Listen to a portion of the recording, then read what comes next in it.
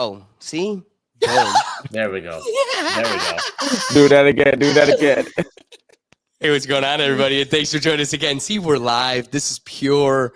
It's live. This is real. This is as real as it gets. Cheers to the people in the comments, because again, the whole purpose of the live show is to get you involved. So thanks for being involved and catching that for us. And like I was saying, that you couldn't hear, excitedly enough, let me welcome him now. We got Ricky back. Just Another Day TV and Silent Destroyer in the Pickle Gallery. Look at him repping the reactions channel. You look fresh as hell. I mean, we try to do it, man. And when we do it large. We be on fire. So again, Just Another Day. And it's TV cozy. back. It's cozy and nice. It looks comfy. You look good in it. You make it look comfy. It's cozy outside. That's right. Well, he welcome back from the beach. But that being said, we got a full docket for you today. First topic is how Mr. Beast took tens of millions of dollars in loss with his big show on Amazon, Beast Games. And while it was a trailblazing moment for content creators, independents, and YouTubers, seems to be he had to foot the bill to keep it afloat and make it one heck of a moment. Moving on from that, Vivek Ramaswamy is preparing to take his crown as King of Ohio, and we are rolling out the red carpet. But there's a lot to unpack there. This is going to be a more dense conversation than just Ohio and politics. But he's flirting with something that really struck a chord with me. I haven't had a chance to really flush it out on the podcast ever. And it's been a major topic, especially when I was in grade school. We're going to have a lot to unpack with merit pay. That's something I am passionate about, and I would like to have a good conversation on that. So it's kind of like a double topic. And because of that, we're going to be ending today's episode with a good game. And I'm gonna just save it all for the end, because it's more of like a palate cleanser that probably shouldn't even be on the internet. But Dirty Mind, Dirty Questions. It's kind of a welcome home to Ricky. But that being said, I got to thank my good friend and my co-host joining me today, as always, Will Hubert, and on the keys running it, Dougie Fresh. Let's get it going.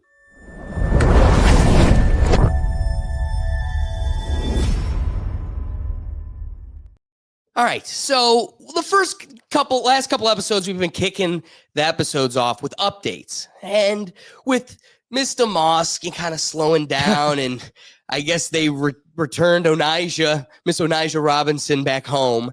I don't have any updates for you, but something that doesn't deserve a whole segment, but it's something that's noteworthy in news and topical today. There was a new species of fuzzy sunflowers that were discovered, and it's called the woolly devil, Acaleva baratica, and it was found in the Big Bend National Park in Texas with bright red petals and is a member of the sunflower family. It is detailed in a study that you could further flesh out with the phyto keys in a journal. But Big Bend National Park is located in the Chihuahuan Desert. Ooh, gotta love that. That's the Alamo. The Alamo. This well-studied region is the largest and most biologically diverse warm desert in North America, and is home to coyotes, quail, wild horses, alligator lizards, and more. While the Chihuahuan Desert has been the subject of several botanical surveys over the last 100 years, this is the first new genus in a national park that scientists have discovered since 1976. The plant, the mountain dwelling shrub, in July was found in the Death Valley National Park. So again, it's been quite a while since any development. Now, here's a quote here. While many assume that the plants and animals within the country's national parks have probably been documented by now, scientists still make surprising new discoveries in these iconic protected landscapes.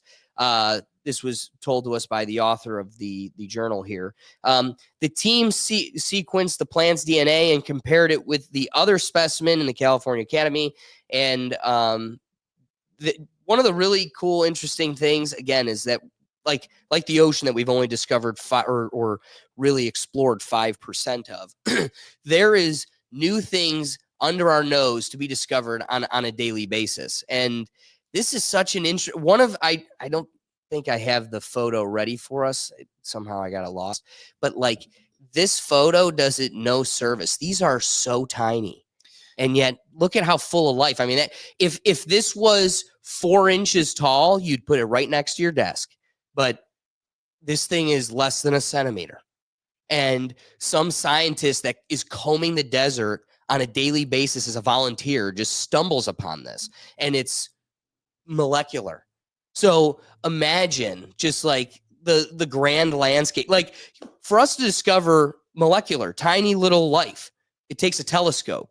Well, we don't have a telescope in the middle of some Saharan desert. How much of this life have we barely even flushed? I don't know. I think we're gonna find 1 or 2 more things if we keep looking. Exactly. Didn't you One say or it was two. red petals though? Didn't the thing said red? Yeah.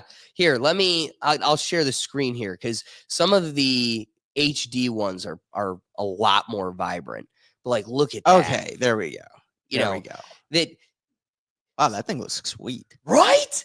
StreamYard has come a long way. It allows me to share pictures, but it isn't letting me share .webp files. So I still have to share these, and they're the more high definition photos. But like, look at how awesome that is. And to stumble upon that, I mean, to get paid to hike. He Well, he's he looked volunteering. at it and he was just like, "What is this?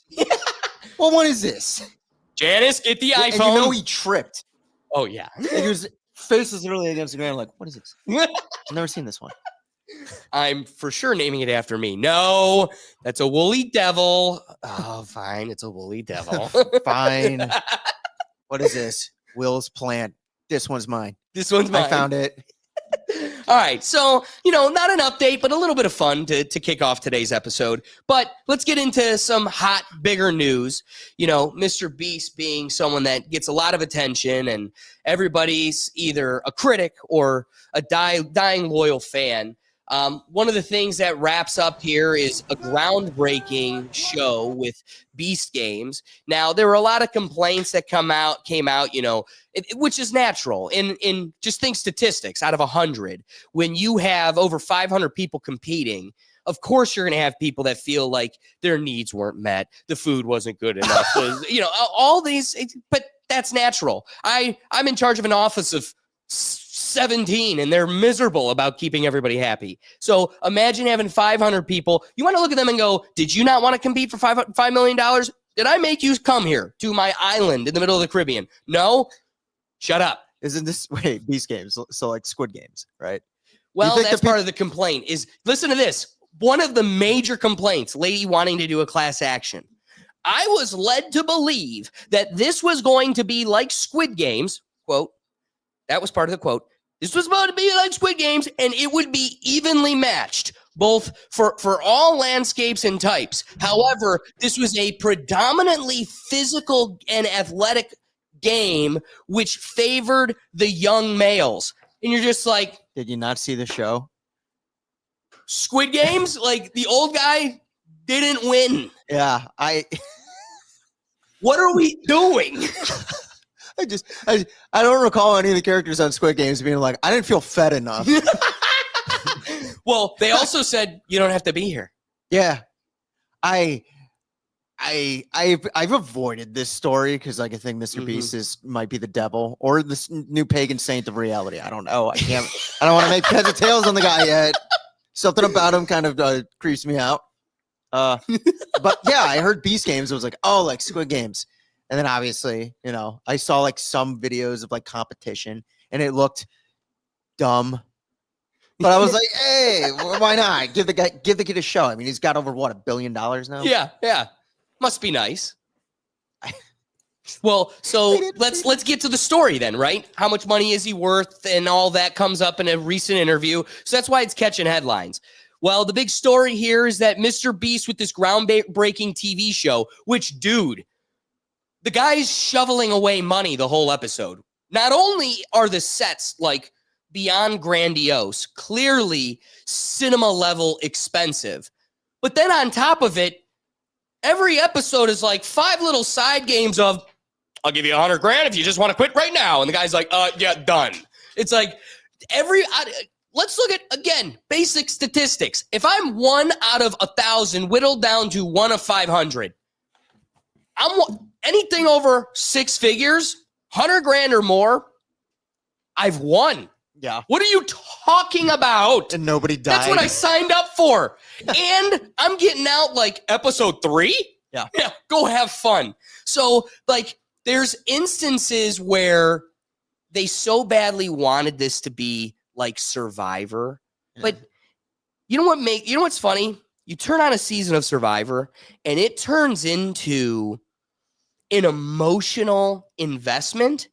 The drama has real weight because you've now like grown a relationship with, I don't like this person. This person's my favorite. I'm rooting for this person.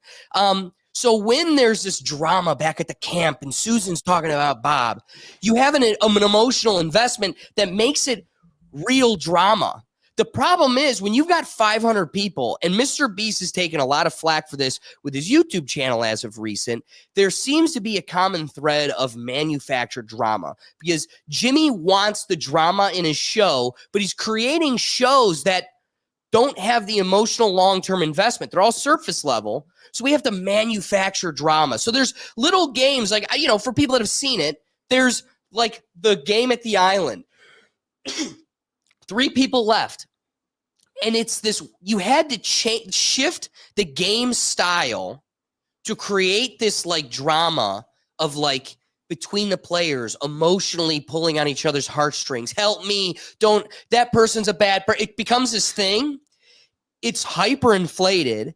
And you can tell that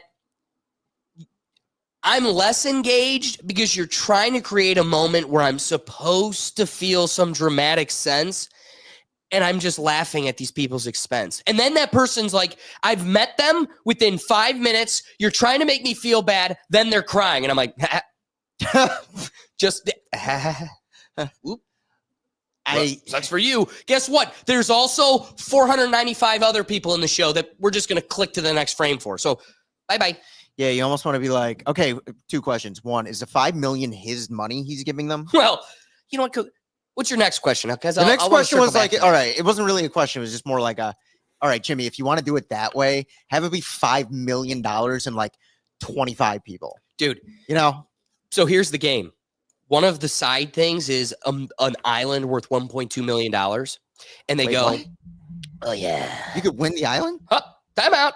Because Jimmy's already done that in a YouTube show. It's already one of the episodes, a competition for an island. And it was like $1 million. And the truth is, you don't have to keep the island. You could immediately liquidate it, take the cash, and walk away. So you could take a $1.2 million, or you could have an island. I think it was Doug that was like, that sounds fun. Can't they just keep it for a couple years? The second you sign into the deed and you accept it, yeah, you can always sell it and liquidate it down the street, but now you're responsible for selling it. Now you got to get a real estate agent. You're going through taxes, now it's a whole thing. Stuff. But upon accepting it, you could take just the liquidated amount and move on.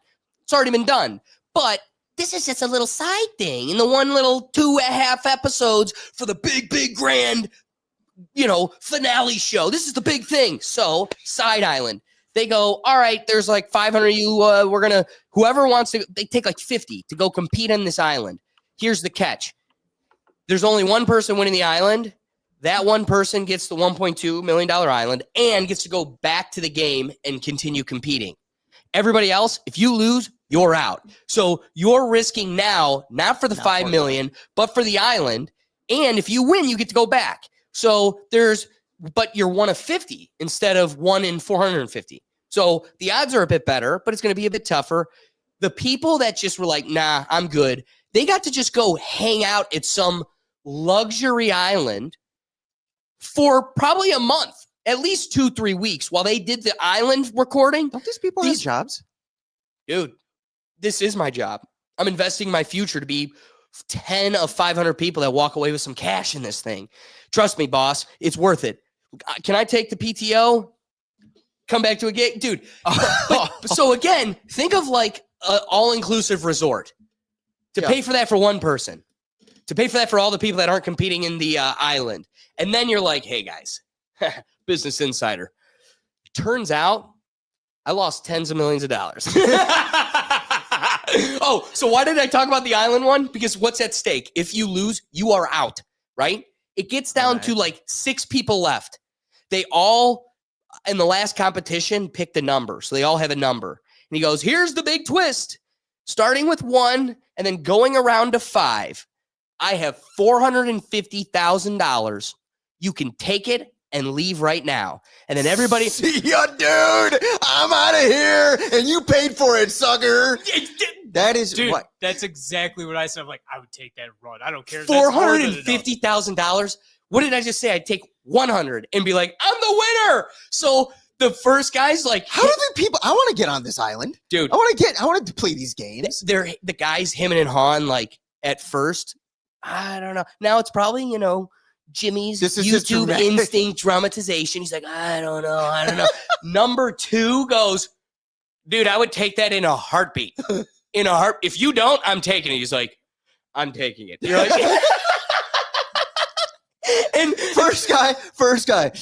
I don't know. Number 30. This guy. Of course. And so again, now you're back to 1 of 5 people. One of you is getting $1 million. The rest of you are just going home. So enough of those little side games. And then Jimmy sits here and goes, yeah, I lost tens of millions of dollars making the Prime Video series, Beast Games, as he was talking about his finances during a recent appearance on Stephen Bartlett's Diary of a CEO podcast. While Mr. Beast Games, Sounds about right. yeah.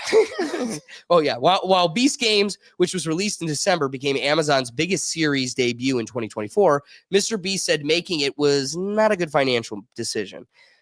Quote, I lost a ton of money filming the show, so that came out of my pocket, said Jimmy Donaldson. The 10-episode reality competition sees contestants compete for $5 million cash prize. It drew more than 50 million viewers in its first 25 days and became Prime Video's most watched unscripted series ever. But then didn't seemingly stop Donaldson from suffering big losses.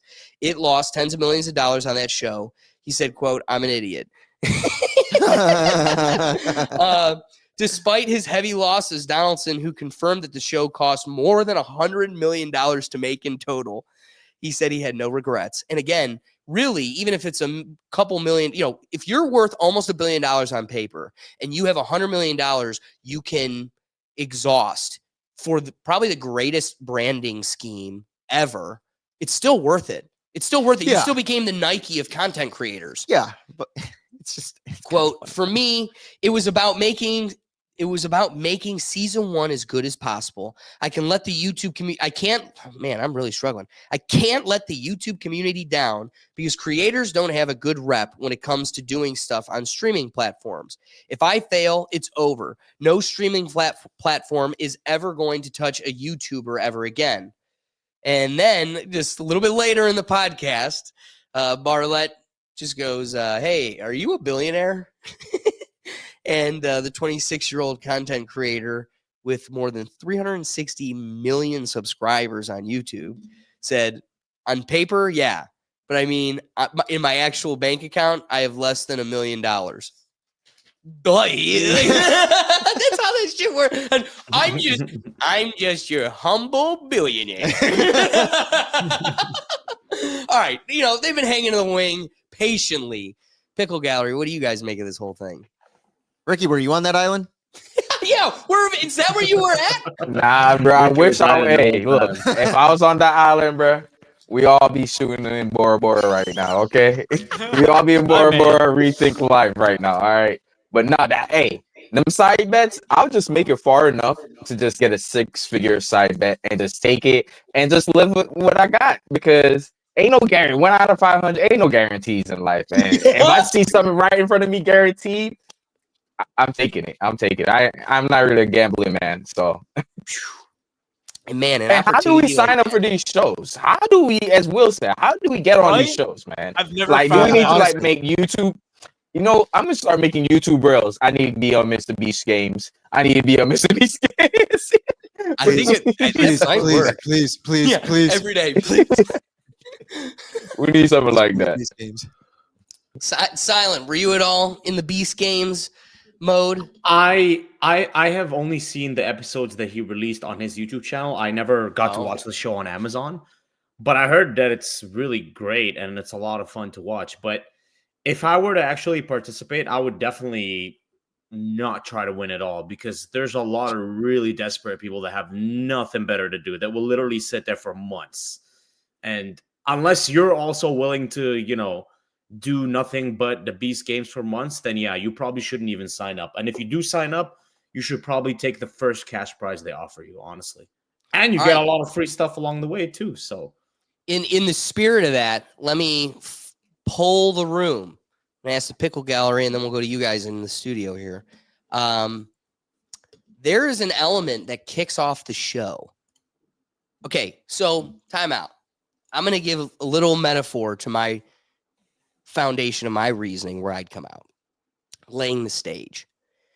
If this show became huge and a network came to me and was like, we'll give you $100,000. I looked at my dad and I'm like, I'm not selling out. Bill Burr on a podcast once said, never sell out because they'll own you and you could stay independent. That means you're really got something and you should never sell out. I would never take the money. And my dad's like, you're an idiot. And I'm just like, he's like, why would you're doing it for no money right now? If you had a bucket of money, you could do a lot more. And that's a bucket you didn't have. But then you're signing a contract, Dad, and you'd be an idiot.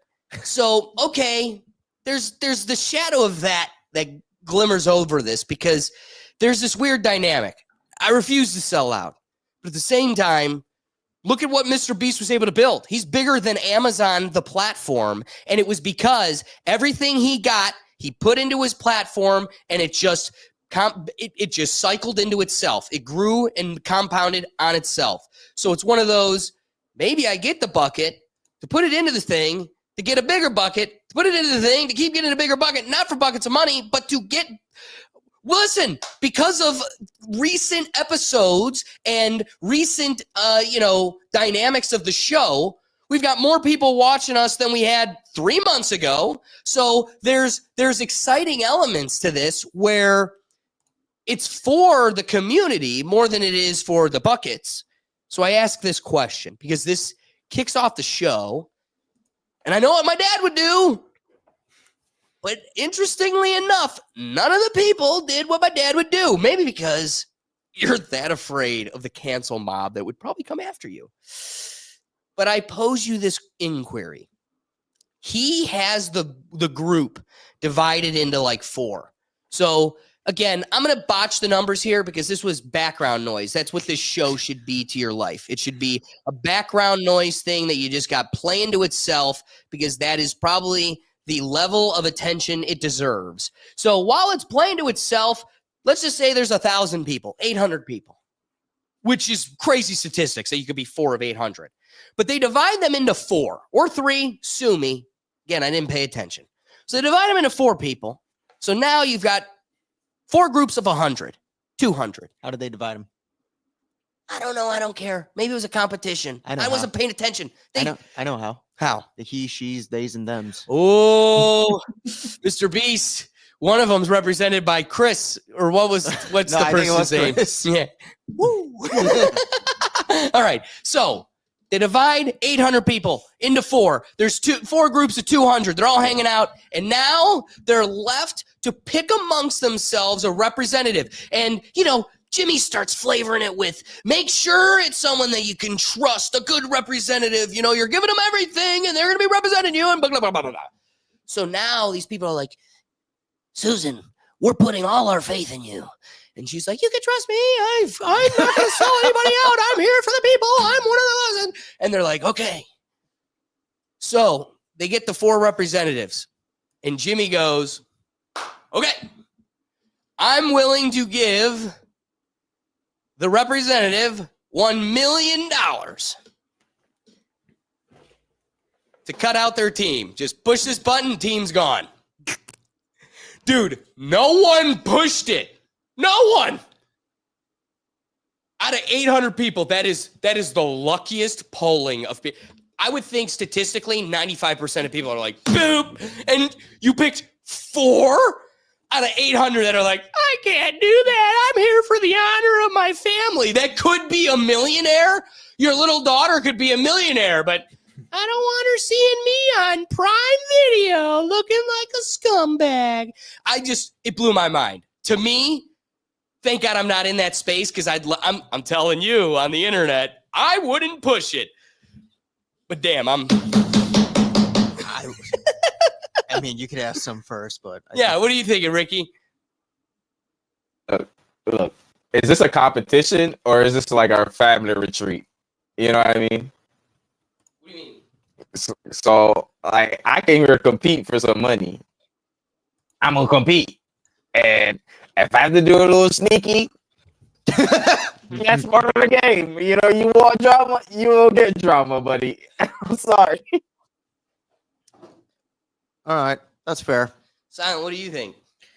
Yeah, honestly, it all really depends, right? Like it depends what kind of situation you're in because I think going into these games, let's say you have a target number, right? Like let's say I want to make $10,000, right? Sure. And if Mr. Beast only offers you 1,000, but you decline, and then like, a day later he offers you like 30,000, right? You're obviously going to take the 30,000, right? Because you had 10,000 in mind, right?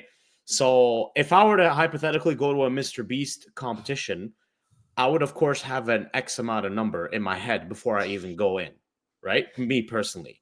And let me feel you out here a little bit. Where does $1 million fall on that scale? Well, if I was in that situation, I'm taking that $1 million. Okay. Will, what are your I was like, Silent, you're out your fucking mind if you don't take that money. You want to know what the best part is too? I'd be such a dick about it. I want to view it like I'm not famous. You'll never see me again, and I don't want any press coming to me and talking about it. I would look at all of them and be like, "You nominated for me for this. You chose me to do this, and I'm taking the money. Yeah. Have a good trip home. He paid for it." Mhm. We are talking about $1 million. You're competing for five times more you could ever dream of. And you're getting that by going to a competition where, oh my God, maybe I'm in a delirium of definitions. Did I say competition? Like maybe we're living in equity land for too long, but in the world of competition, that means there are losers. And it looks like I found 100 of them right there. Right, these folks, you picked me. I'm taking 100 losers home. It's over. You all picked me to win. Which is Survivor. Yeah. Survivor, it takes a month of intimacy for 12 clowns to make me a millionaire. I know none of your names, but you all know my name. I'd have been so out of there. And the truth is, in the spirit of that, like, you guys, we kind of danced around the bush, but like, think of like Swifties.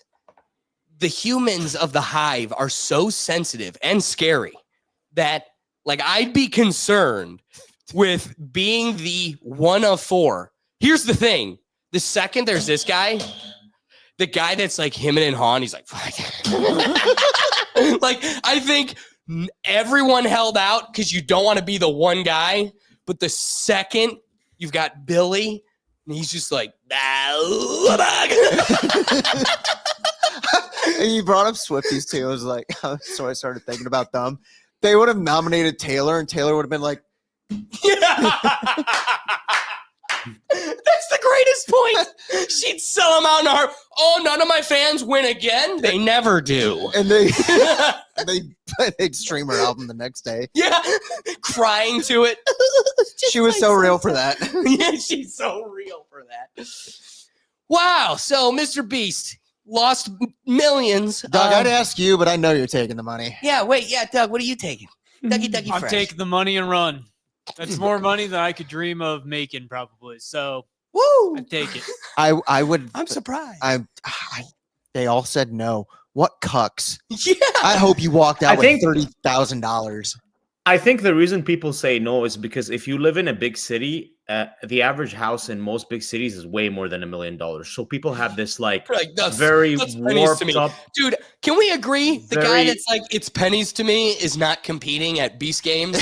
Right. He's like, I've got millions. I actually don't need to do a rat race on a beach with a bunch of clowns. Oh my god. Here's the funny thing is it becomes a hard played piece of the social dynamic. Back to Jimmy's manufactured drama is you've got these folks that there's this competition amongst folks that don't even know each other. You met them 2 seconds ago, and I guess let's land this plane. Let's bring it back to the guy made an amazing marketing scheme, Feastables everywhere.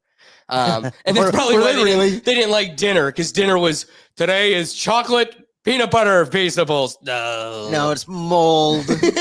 And for breakfast, you're going to get mold.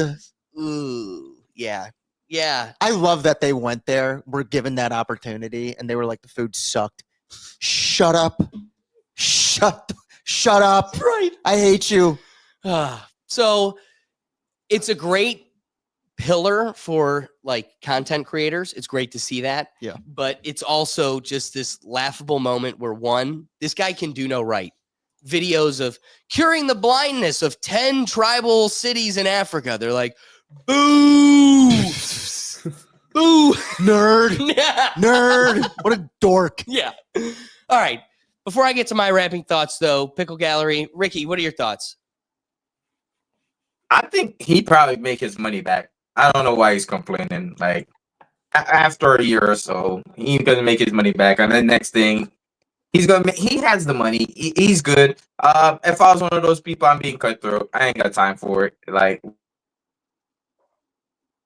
Facts. we're here to compete. We just go in there blind. First offer, take it. We out. We're gonna have a good vacation. Oh, we out. We out. Silent, what are your rapid thoughts? Yeah, I think a lot of people have a very skewed perception of what $1 million is, because a lot of people live in big cities and they can see what $1 million, like what kind of house it gets you. So they're like, nah, I'm going to stay and compete for the 5. But in reality is you can build a lot of wealth with just $1 million, just $1 million. You know, it's actually a lot of money. And most people don't really seem to understand or comprehend that, like how large of a sum $1 million actually is. Like there's people that will work their entire lives and won't even make like 10% of that. I'd love to get 10% of that. And imagine what you could do with 10% of that. Dude, Right. they were offered 20% of that, and they all said, not today. I'd Jimmy. like to stay here just a little bit longer. Going and for the complain 5. about the facilities. God, they pissed me off. I know, but you know what? Going for the 5. Impressive all around. The guy knows how to entertain. As I emphasize, it is definitely background noise, not something that I'm like itching to watch again.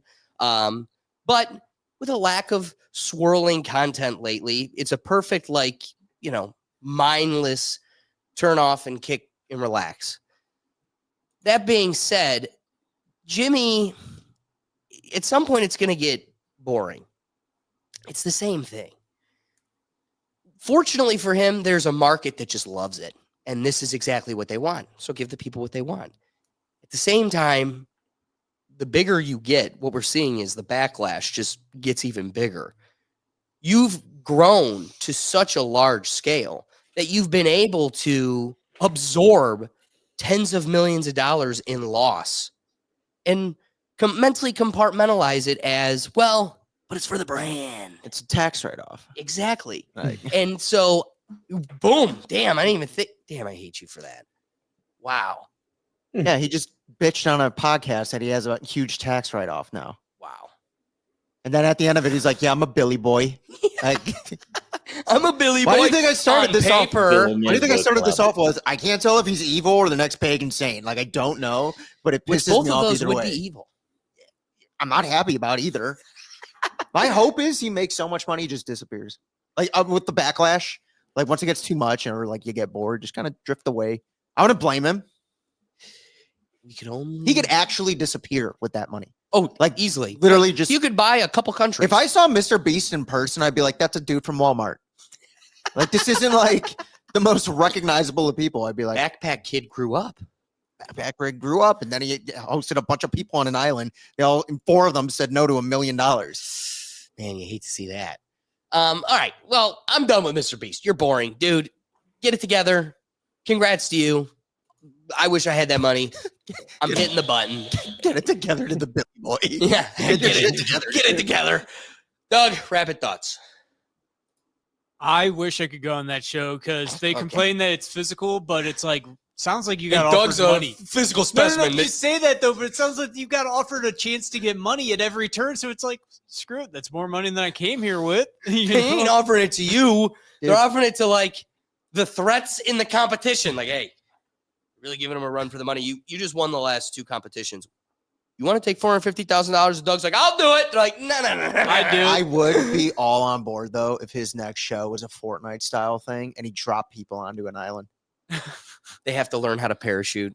Oh no! Like, then I'd be like, you know what? These people became super qualified at something to do this show. They're almost deserving to be on it. Dude, paintball with Navy SEALs, and it's Fortnite style. So That's the what I guns, mean. The guns are down there, paintball. Yeah, They drop from the sky. exactly. Battle bus in. And Well- then he just had 500 idiots on a television show, and he was just like, at every turn, give them $50,000. Hey, so cheers to the folks on X and YouTube and Twitch joining us right now. You need to be the pillar that helps us get to Jimmy Donaldson style level. We will make you Navy SEAL Fortnite. I will do that. Or just get us on his next show. And Doug will sell out in the first round. I'm right there with him. Push the button to $1 Get us million. on this show so we can sell out as quick as we entered. $1 million, push a button. Later. Later. I'd buy security for these psychos that might try and kill me now. Hey, cheers to them. All right, so let's get to our next topic here. This is going to be the dense one. You know, exciting news for Ohio as we crown our new king. Vivek Ramaswamy preparing for his campaign trail to become Ohio's next governor. I think that'll be beyond seamless. And When is that election? 2 years? Doug, It's next year in 26, I believe. there you go. Cool. That's what I would have assumed. All right, so again, crowning our new king. But while there's just Ohio excitement flourishing around this evolution with Vivek, even more so, it's an exciting moment for everybody, and we're going to get into what it means for everybody. One of the major pieces of the conversation is going to revolve around merit pay. So I'm looking forward to parsing that apart. But first, here is just a clip of Vivek making his big announcement. I'm honored to announce my candidacy to serve as the next governor of the state of Ohio. President Trump is reviving our conviction in America. We require a leader here at home who will revive our conviction in Ohio. And that is why today I am honored to announce that I am running to be the next governor of a great state at the heart of the greatest nation known to mankind, the state where I was born and raised, the state where Apurva and I raise our 2 sons today, a state whose best days are still ahead. I am honored to announce my candidacy to serve as the next governor of the state of Ohio. Come on, man.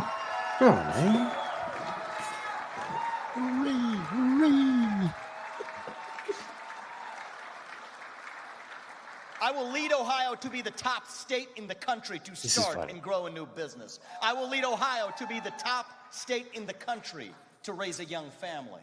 I'll lead Ohio to be the top state in the country where our kids get a world-class education in math, reading, writing, critical thinking, and physical education. I will lead Ohio to be the top state in the country where we give our kids the toolkit to think of themselves not as victims, but as victors in a competitive global economy. We will lead Ohio to be the top state in the country where we embrace capitalism and meritocracy instead of apologizing for it. We will lead Ohio to be the top state in the country. I don't want to bore us in it. He continues to go on and on. I'm going to lead Ohio in this. I'm going to lead Ohio in that. I didn't know this was a competition. Like, I love that. You know, Ohio's one big troll and, you know, Ohio skibbity riz, baby. But at the same time, this is one hell of a hidden oasis. So as much as I love the excitement of bringing Ohio back to the make Ohio great again. You know, we've had a faux Republican governor for the past, I don't know how many terms. Say 4, Yeah. So, at least 4 you years. know, the mayor of Munchkinland has been in charge of us as a wolf in sheep's clothing, pretending to be a Republican, but truly a Democrat, bends the knee to the mechanism whenever necessary. And definitely, I haven't seen really any legislation, especially as of recent, that puts people before corporations and government interest. So it's exciting to have someone from the ground that has a passion and a mind to only the people on the ground. That being said, I want to circle around the same drain. This isn't a competition. And while I want that to be the goal, it definitely shouldn't be the goal that transcends like the nation. Be number one, but also like this, again, this isn't a competition. So we shouldn't be the worst education in the state, but we're not trying to like compete in that respect. Yeah. Here's an exciting truth, I guess, if you want to call it. But Vivek Ramaswamy is running for governor of the great state of Ohio. I know him well. Competed against him, and he is something special.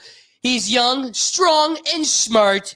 Vivek is also a very good person who truly loves our country, who will be a great governor, will never let you down, and has a complete and total endorsement. So the president himself endorses him. So, you know, if this is the anecdote that comes with him having to remove himself from Trump's cabinet, you know, I could get excited about it. And again, I saved you from a minute more of like, I'm going to make Ohio the number one in this and that. It's him posturizing for a speech. Like, so I'm not going to blame him for that. Exactly. But I'm with you on that. I don't necessarily view it as like a competition from state to state level. But in terms of this state's competition for governor, way too early prediction, but I think it's going to be a blowout. Give him the crown. It's over. It's over before it even started. Even without Trump giving the endorsement, I think it's going to be a blowout. 10 times over. Now, that being said, he's a bit of a showman. We're riding the excitement of the last election, but it's usually, and this would leaving MLK Day this month behind us, you know, there's important pieces that we must get excited about, and that's judging people on the content. And it's not just the name worth getting excited about, but the policies themselves. So when the president comes out with the hard wave of Doge behind him, clearing out all the dead government fat that we've been carrying for so long, he says, I have the full intention of eliminating income tax. I could get into it if anybody's interested, but taxes didn't come into this country until about 1812. That came during the War of 1812, and all it did was reinstate tariffs and particular taxes to fund military efforts. The Civil War led to the creation of the first federal income tax under the Revenue Act, which in 1861 was temporary and had a low rate. 1862, the federal government established the Internal Revenue Service to collect all taxes. And that comes in, I don't know, not even 50, 60, 65, 70 years after we just like, we're like, I'm pouring tea in the water because this shit's getting crazy. And it's like, bring it back. We really can't do anything without it. And again, that's a whole nother conversation. But the income tax was then repealed after the war, but tariffs and excess taxes remained the main source of revenue for the government. In 1894, coming in the late 19th century, the U.S. introduced another federal income tax through the Wilson-Gorman Tariff Act, but was ruled unconstitutional by the Supreme Court in 1895. Big deals. In 1913, the 16th Amendment was ratified, giving Congress the power to levy a federal income tax without appointment among the states. This led to the passage of the Revenue Act in 1913, which reestablished the federal income tax. Woo! So all the people that have been calling me freaking crazy when I was like, yeah, it was somewhere like around 1920 when they brought income tax into existence. This was it. In 1913, they were like, no, actually, we forgot we can't do that. And then just 70 years later, they were like, I think they forgot. Yeah. Bring it I back. think So in 1913, we get income tax back. In World War II in 1941, 1945, the government expanded the income tax significantly to fund the war effort. A large number of Americans began paying income tax as withholding from wages was introduced. So thank the World War II for that one. In 1950 to 1960s, the U.S. maintained a progressive tax system with top income tax rates of around 90% during parts of the 1950s. So for high income earners. In 1964, the Revenue Act of 1964 significantly reduced income tax rates, with the highest rate dropping from 91 to 70%. 1970s, inflation began to affect the tax rates as more people fell into higher tax brackets due to bracket creep. The late 20th century, coming 1981, the Economic Recovery Tax Act was passed under President Reagan, which reduced the top income tax rate from 70% to 50%. So, hey, at least it's going down, and reduced tax rates across the board. In 1986, the Tax Reform Act of 1986 further simplified the tax code, reduced the number of tax brackets, and lowered the top rate to 28%. In 1993, when we were just so blessed to be brought into life, 94. the omnibus...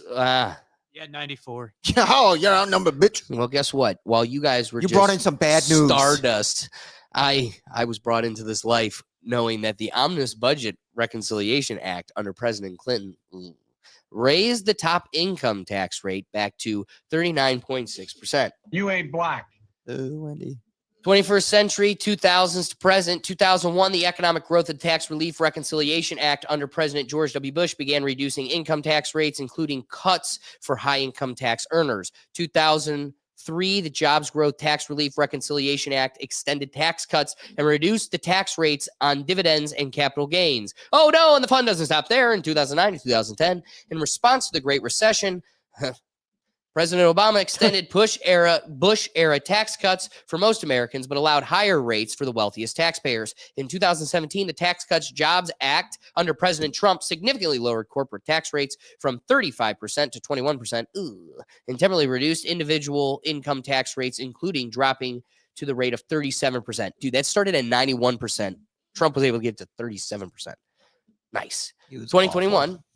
President Biden proposed increasing taxes on corporations and the wealthy as part of a broader economic agenda, but major changes to the tax code have not yet been fully enacted. So that's kind of where we're at. So keep in mind, this is like a new evolution that's just like we take as law of the land, but again, so first, the president says, I'm going to make it a goal of mine to get rid of income tax. Bring it back to the Vivek. Rhymes with cake. I know that because he did an M&M rap. He, in his announcement, came out and said, it doesn't matter if Trump does it or not. I'll do it for Ohio, and everybody else could just watch us not pay income tax. To bring down the income tax eventually down to zero, because you deserve to keep what you earn. It is your money, not the government's. That's right. We need to bring down property taxes in this state immediately. Eventually down to zero. If you own land, it should not feel like it's a lease from the government, and yet so many Ohioans are paying as much in property taxes as they are on principal repayments on their mortgage. That is wrong, it is un-American, and it will end one way or another on my watch as your next governor.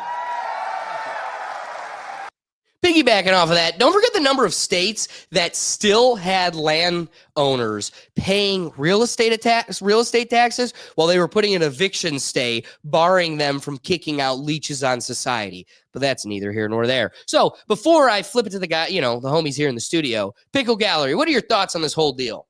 Vivek like cake. Ricky, what do you think?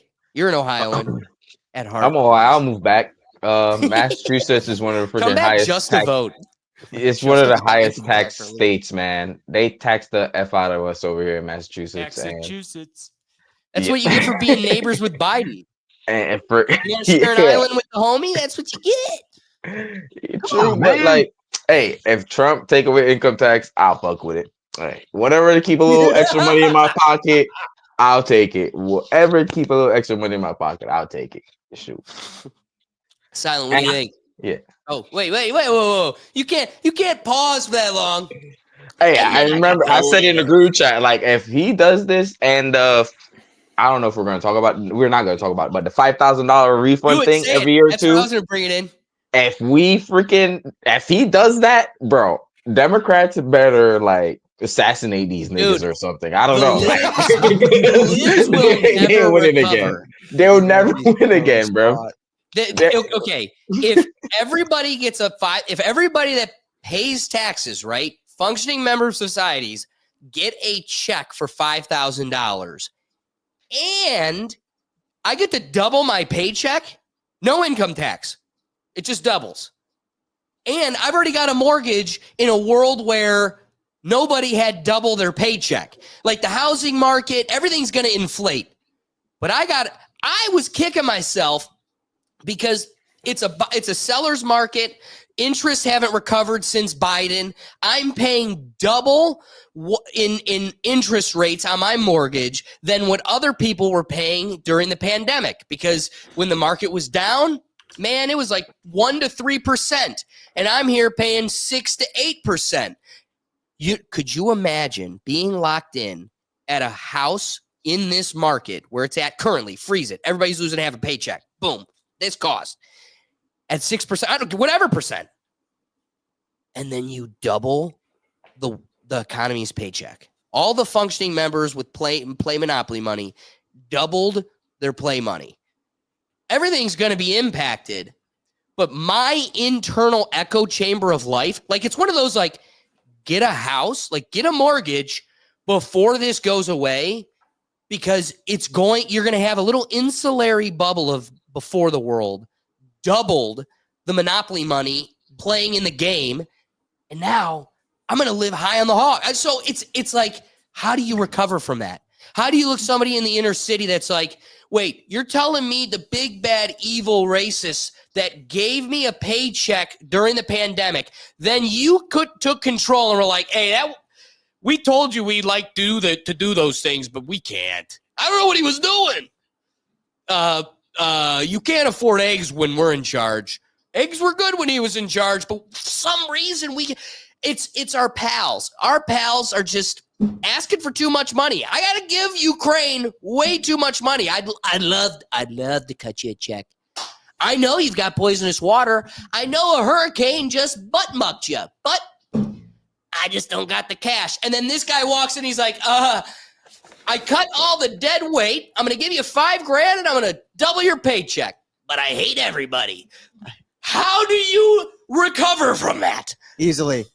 They just hate. They just hate him still. You know, they'd get the $5,000 check and go spend it on dinners and stuff like that, hating on him still. Yes. And you'd all be like, he foot the bill. So I love it. I love knowing that this is a potential thing. We could get this check and that they still hate him. And we could all just look at him and be like, okay. What a delirium. You know, that's what I mean. It's like, is it going to change their mind? No, 100% not. And, but I don't see them recovering from it, though. At all. How do you recover from That's what I mean. That's what I mean. And you're supposed to be the party of the people. And yet your starving people have never gotten anything from you. Even your programs, it's like, oh, I've got all these hoops. Jump through them. Oh, shit, you jump through them? Well, denied. Like we watch that with like someone within our circle. Inner city single mom, you're just like, she's working her ass off, goes through all the hoops, and they're like, sorry, the phone is off the hook. Yeah. Like, it's just, you suck. And then you're going to look at that inner city single mom and go, hey, we cut all the dead weight Sallies off the porch and we could give you $5,000. Zoinks. Like, yeah. It's crazy to watch everything kind of unfolding. You know? Like, it's kind of like every day you're like something new. And then I just start doing this a little bit. And I'm like, wow, it won't stop. What I love is the winning doesn't stop. And every day Hasn't stopped since November 6th. continues to win. Like another one, since we're on the subject. Can you believe it? Elon Musk is just taking so much control. He's commandeered the government. Shadow president. And it's like, that's how much you don't listen to us. $5,000 check. You clearly don't listen to anybody from the other side, because we understand your positions in their entirety. Yes. And how shallow they are. But it goes to show how little you listen to the other side, because for 6 months leading into the campaign, it was like, oh, no. The orange asshole, we're not voting for him at all. We're voting for Tulsi Gabbard, RFK Jr., and Elon Musk. And they're like, did you see Tulsi Gabbard, the Russian agent? I checked the box. I was there. But RFK, he's getting rid of poisonous food. I know. I checked the box. Yeah. So it's this shadow president. It's like, dude, he's not an American that legally could run. And he's not enough of a criminal villain to doctor a fake birth certificate like your president did. And I love that Trump was that guy the first go around, like, check out the birth certificate. And they're like, asshole. And now the hottest topic right now is how we're learning that was a doctored document. And if they prove that in a court of law, that he is not a naturalized birthright citizen of America, everything he did is now void. Everything with that signature, gone. And I like how probably small his signature was compared to like Trump's big black Trump's marker. like every time, like right here. You can't read a damn word on this thing, but my name. But my name. So we cut the Pickle Gallery out early. Silent, what are your thoughts on this thing as we unfold it a little bit more? Yeah, I think Vivek definitely has the great idea, and he's saying the right things. But will he actually do any of those things he's saying? Who knows, right? Only time will tell. Now, there's a lot of politicians in the past that have done this, right? Where they like make massive promises and they talk the talk and they go crazy during the campaign. And then when they're actually in office, they don't do anything. So is this going to be one of those cases? Who knows, right? Only time will tell. No, I think. Yeah, please keep going. I think cutting income tax is definitely something that we need more of in North America. Taxes are just way too high because for what we're getting in return, we're not even getting like half of what we used to get like 10, 15 years ago, services wise, especially here in Canada. So I don't know what it's like over in Ohio, but I'm sure you guys are probably not getting the services you used to get 10, 15 years ago as well, too. Or No, I'm assuming. You're very right. I mean, we've only got trains that tip over into our watershed, and then we're just like, Right. Look the other way. The guy in charge of it is taking photo ops as a pregnant man in a hospital bed. God, we love Buttigieg. But you brought up an interesting point, Will, and I don't want to totally escape it. I'd like to address it just a little bit. One of the things you mentioned is the compartmentalized, infected mentality of the other side of this whole scheme, where they'll take they will cash that $5,000 check, and they will sit at dinner cutting a steak going, that bastard. So it's one of those, how can you, like, I love when people confront them. He's racist. Point to the one thing you hang on.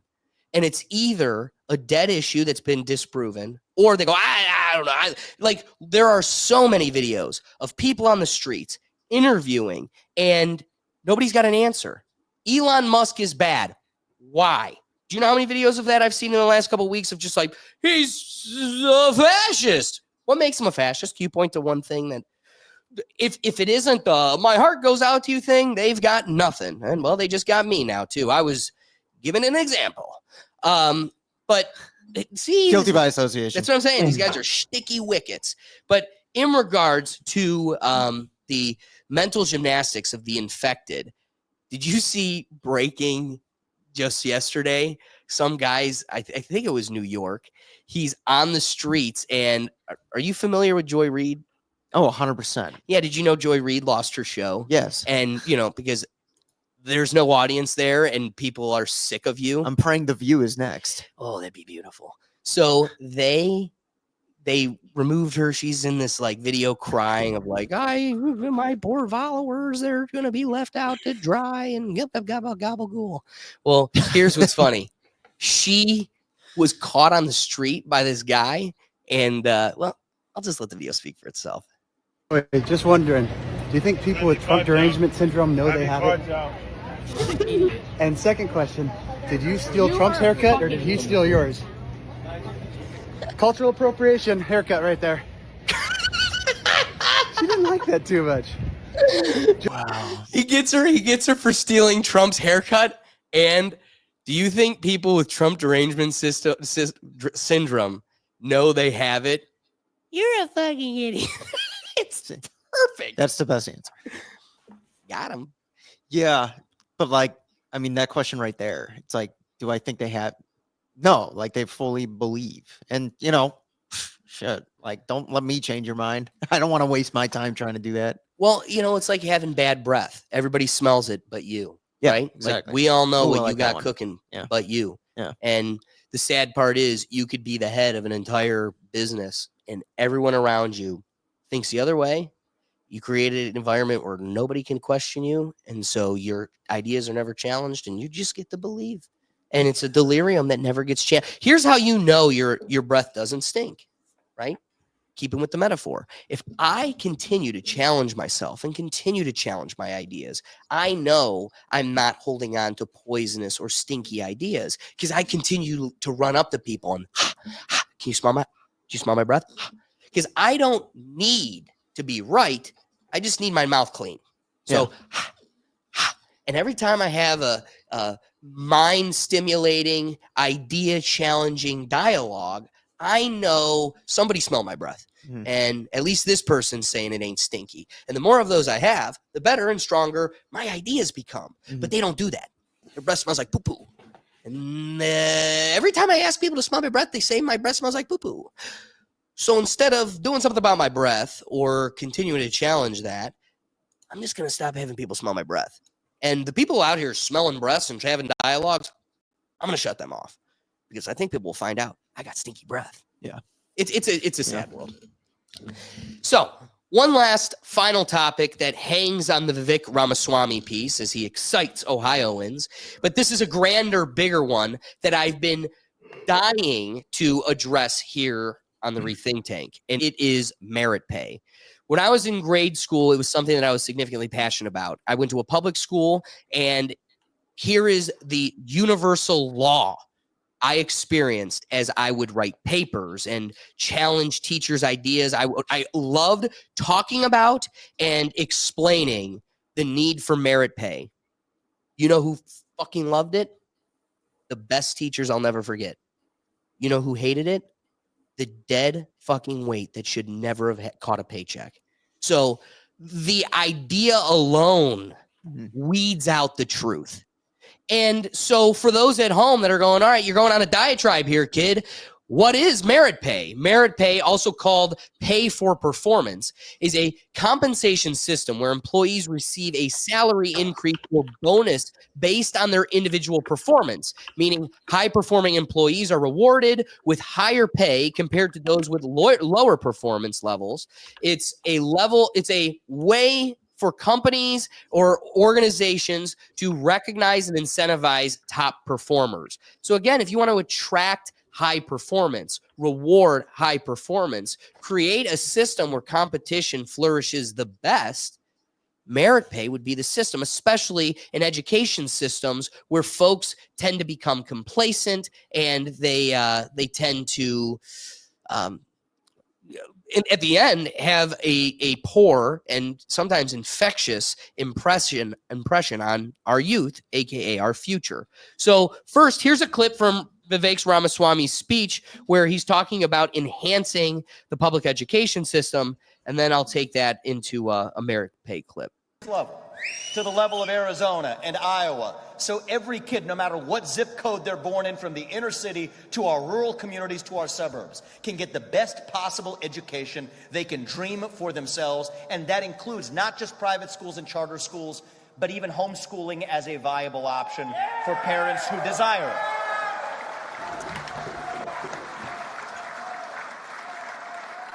But today I'm going to go further. There is a can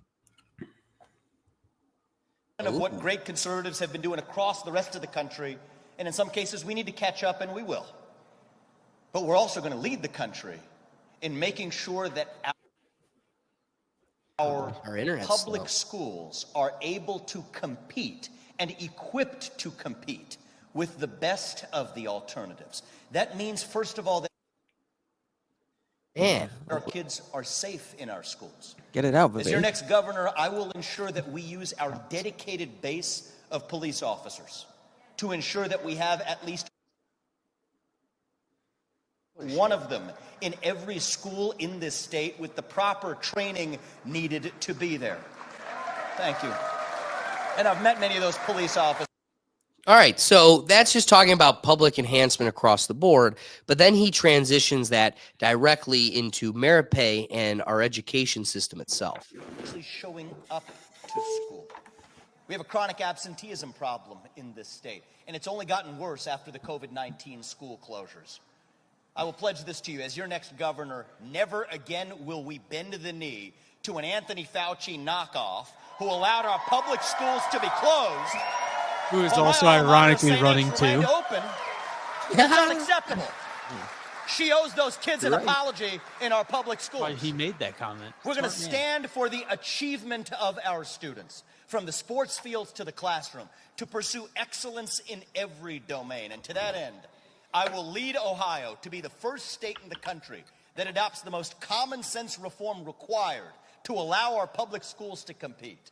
We will be the first state in the United States of America that implements merit-based pay for every teacher, principal, superintendent, and administrator in our public schools. We're going to lead the country. Let me be clear.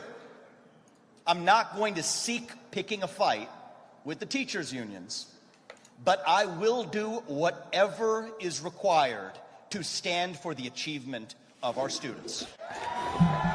And let me also be clear about this. Our best public school teachers actually deserve to be paid a lot more than they are right now.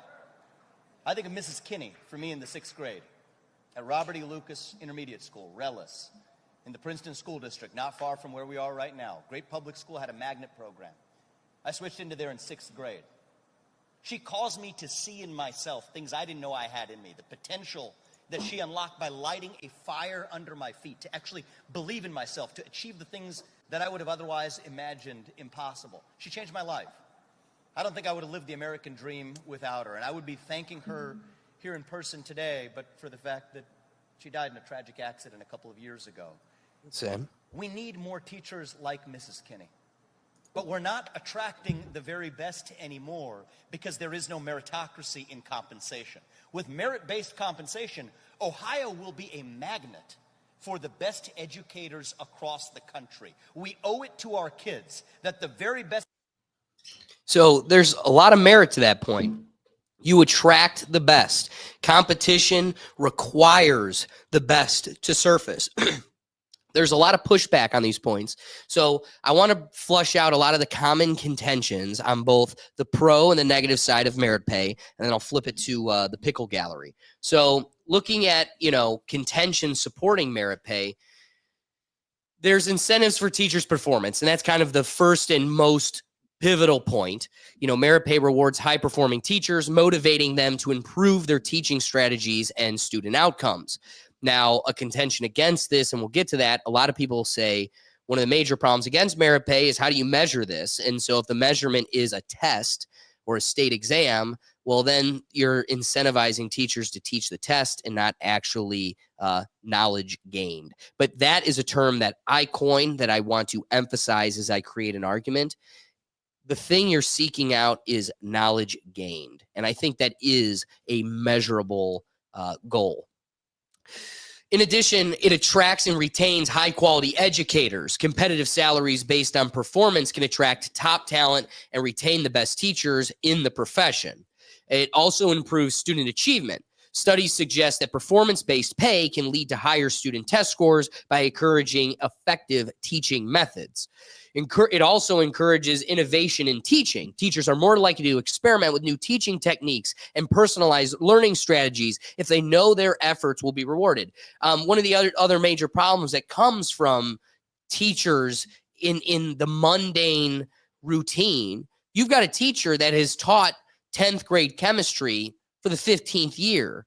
They are going to, now it's putting on a play that is 7 months long. It's the same act. It's the same lines. They do it every time. And so there's no innovation. It gets stale. It's just walking through the motions. I'm recycling the same worksheets, the same assignments. It also promotes accountability. By linking pay to student outcomes and teacher evaluations, merit pay ensures that educators are held to accountability for their effectiveness, specifically their effectiveness. When you've got teachers that linger because of tenure more than anything. I mean, that was probably the major point in every paper I spoke about was tenure. For those that don't know what that is, if a teacher works at a location for a certain period of time, once they reach that period, you can't fire them beyond like a violation of the employee handbook directly to meet just cause and actually be so. And you can't even just release them and go, yeah, I'll pay, unemployment. Nope. That this person has a job locked in, and that bars new, younger, more excited minds to come in, maybe compete with them, and it locks in some dead weight. But it's not all dead weight. Many tenured teachers that I had were some of the greatest that I ever had. But there were also a slew of tenured teachers that didn't belong to be catching one of our public paychecks. Additionally, it aligns education with other professions. Many industries reward employee based on their performance. Applying the same principle to education modernizes the system. It also increases teacher effort and engagement. Teachers may work harder, spend extra time with students, and seek professional development opportunities if they see direct financial benefit. And something that we'll come to on the adverse to this is and Vivek makes that very clear. These folks are not paid enough. So on the inverse to this is, I'm also going to have to require a system that has enough of the finances to create that incentive. Part of the problem is you've got teachers, those that can't teach. Well, that's because there is no incentive of the citizens of doctor, engineer, lawyer caliber to go into this profession. There's no financial benefit to a brilliant mind taking on this role. So most of the people that do take on this role are those that can't do others. So it's one of those, create a system that incentivizes the best and you'll get the best. It also encourages data-driven instruction. Teachers will be more likely to use assessments and analytics to tailor instruction and improve student learning. It's almost like you don't have time to get in the weeds of indoctrination of racism and transgenderism because, doggone it, I got to get math in your brain. It also reduces inefficiency in tenure-based systems. Merit pay challenges the idea that pay should be based solely on years of service, which may not always correlate with effectiveness. It can be tied to school-wide gains. Some merit pay models reward entire schools, fostering collaboration while still incentivizing high performance. Now let's get to some of the contentions negating merit pay. So we got to have a balance of the dialogue. It encourages teaching the test. Teachers may focus excessively on standardized test preparation rather than fostering critical thinking and creativity. Additionally, fails to accurately measure teacher performance. And this one I think I could fight. Students' performance is influenced by many factors beyond teachers' control. This is where the other side of the debate comes in with the claim of mitigating factors, those factors that we can't control that may hinder the teacher's ability, including socioeconomic status, parental involvement, and learning disabilities. It also harms teacher collaboration. A competitive pay structure can discourage teamwork and the sharing of best practices amongst teachers. And I think there may be some value to that. It increases stress and burnout. Performance-based pay adds pressure to an already demanding job, potentially leading to higher teacher turnover and mental health issues. It creates unfair pay disparities.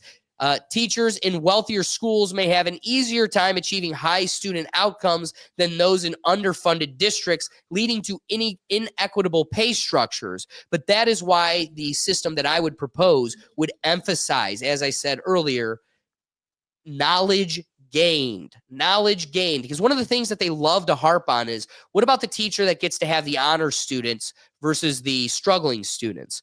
Well, we need to acknowledge that the honors student teacher may be able to accomplish more, but at the same time, it's easier for them to do. Whereas the teacher with the room full of dyslexic kids that have a hard time reading, man, climbing even just a few steps is a mountaintop for these kids. So that's why I would want to emphasize knowledge gained and not the actual curriculum itself. Additionally, they would say it undermines the value of experience. While merit pay emphasizes performance, it may undervalue the benefits of experienced educators who mentor younger teachers and contribute to a long-term school stability. Well, as the other side indicated, if time experienced in any way contributed to the strength of their teaching, then damn it, measuring them on their merit should be no problem. Yeah. In fact, the deck is stacked in your favor. Additionally, it's difficult to implement objectively, which this is where I think, the minds that would make this a flourishing system, this is the recipe. This is the secrets in the sauce. If you can do this and make, Kel's sauce, this is where it's at. So difficult of implementing objectively. Determining what qualifies as merit is challenging, as evolutions can be subjective or biased. But I do think that is avoidable. Evaluations. What did I say? Evolutions. Yeah, well, see, moving quick. It's okay. Evaluations. It's okay. It's true. Diverts funding from other needs. Merit pay programs often require additional funding that could be used for classroom resources, infrastructure, or student support services. I don't buy that, especially if the funding is willing to be its own thing coming from its own entity to support this system, then it wouldn't impact any of the other funding delegations. And just a couple last ones here. It can lead to corruption or manipulation. Teachers or administrators may be incentivized to inflate grades or manipulate testing conditions to secure financial rewards. There's some merit to that. Fails to address broader issues in education. Merit pay does not resolve systemic problems such as underfunding, large class sizes, or inequitable access to educational resources. So right there is kind of, I wanted to give a full scope of both sides of the argument before we take the time to actually parse it apart. So bringing in the Pickle Gallery first, Ricky, what are your thoughts on this whole thing? First day, give them a test. The teachers don't know about it. The state send it in. First day, boom. Last day, end of the year, give them a test. See, knowledge gain, boom. Because they have the curriculum. As long as the teachers don't have a way to access the questions and teach them just specifically. But it sounds good. The con sounds bad, and the pros sounds great. Like it's just one of those things you have to implement and see what happens. Like, take a 5-year study, see what happens. And plus, school don't really do creative. They teach you the curriculum. Like, there's no really, certain classes, yes, but not your all around. Is just what they got. That they got their curriculum. This is what they're gonna teach you. This is what you gotta know this week, and got a test in a week and a half. That's a fair, blessed assessment. I appreciate that one. Silent, what are your thoughts on this whole thing? Yeah, definitely. If you pay teachers more, of course, the quality and the standard is gonna be like raised by a lot. We pay teachers a lot over here, and a lot of our teachers are unionized too. So they get a pay raise like that beats inflation pretty much almost every year. And we have some of the best, results that show the kids in this province in Ontario have some of the best, in math and science and all of that. It's because our teachers are paid like the best in the entire country in Canada. So I think Vivek's definitely on the right track. Ohio will for sure be a much better state if the teachers are taken care of, because guess what? Teachers are taken care of. They're going to take care of the kids. And then once the kids are more educated and have higher grades, they're going to get into better universities or better colleges. And then once they get a better colleges, they're going to get a better job, and so on and so on. And you could see like how it's like a chain reaction once they have that good foundational education. No, I love that assessment as well. Getting to kind of the crux of the whole thing. I want to share a clip because as this being an intimate subject to me, why is it an intimate subject to me? Because I went to a public school in Ohio and I saw some incredibly beautiful diamonds in the rough. I mean, I think I'm surrounded by people that hold special tools and skills and special minds. And it was crafted in this same local community I did. And there are particular people we could point to and say they had a piece in that. They were a part of what made this great. And they were able to carry us through the teachers that were absolutely exhausting, wastes of space, wastes of breath. I had a teacher in 8th grade that came in half in the bag and hammered way too much. We literally caught, it was an old high school where our middle school was, and I caught her smoking cigs under the chemistry hood in the lab vent because like, I mean, talk about top tier degenerate. And you know, I'm trying to compel my dad. I'm like, Dad, this is the worst person at this role ever. And again, what is something that came up in my whole explanation of the balance here, the pros and the cons? You know, an element you can't control is that my dad made a stronger household than yours. Like that sucks for you, but like I had a dad that was hyper involved and was demanding the most. Yep. And so I can then go to that resource that is an engineer mind that would benefit the molding of our future minds 10 times over, but you didn't have the financial structure for him to even bat an eye your way. And that man who created 2 brilliant minds, a lawyer and a doctor, to sit there and go, this guy, please read this chapter with me. And then I'll bring you the test. And when the test is a totally different chapter on Mars, so far from this, you feel vindicated when Dad's like, this is bullshit, confronts the teacher. The teacher's like, shit. Did I give the wrong test at the wrong time? The fuck? I'm just like, Blue ribbon. oh, but hey, blue ribbon. And she's tenured. She's tenured, baby. We're carrying her to the end. She's here for the long haul. No. How about the young whippersnapper that comes in and is just grinding? Or the lady that has been there for 35, 40 years having a front row seat to the other assholes that are just getting carried through it. And she didn't lose an ounce of her spark. She still shows up every day creating greatness, stronger than the young or the old around her. She was the best.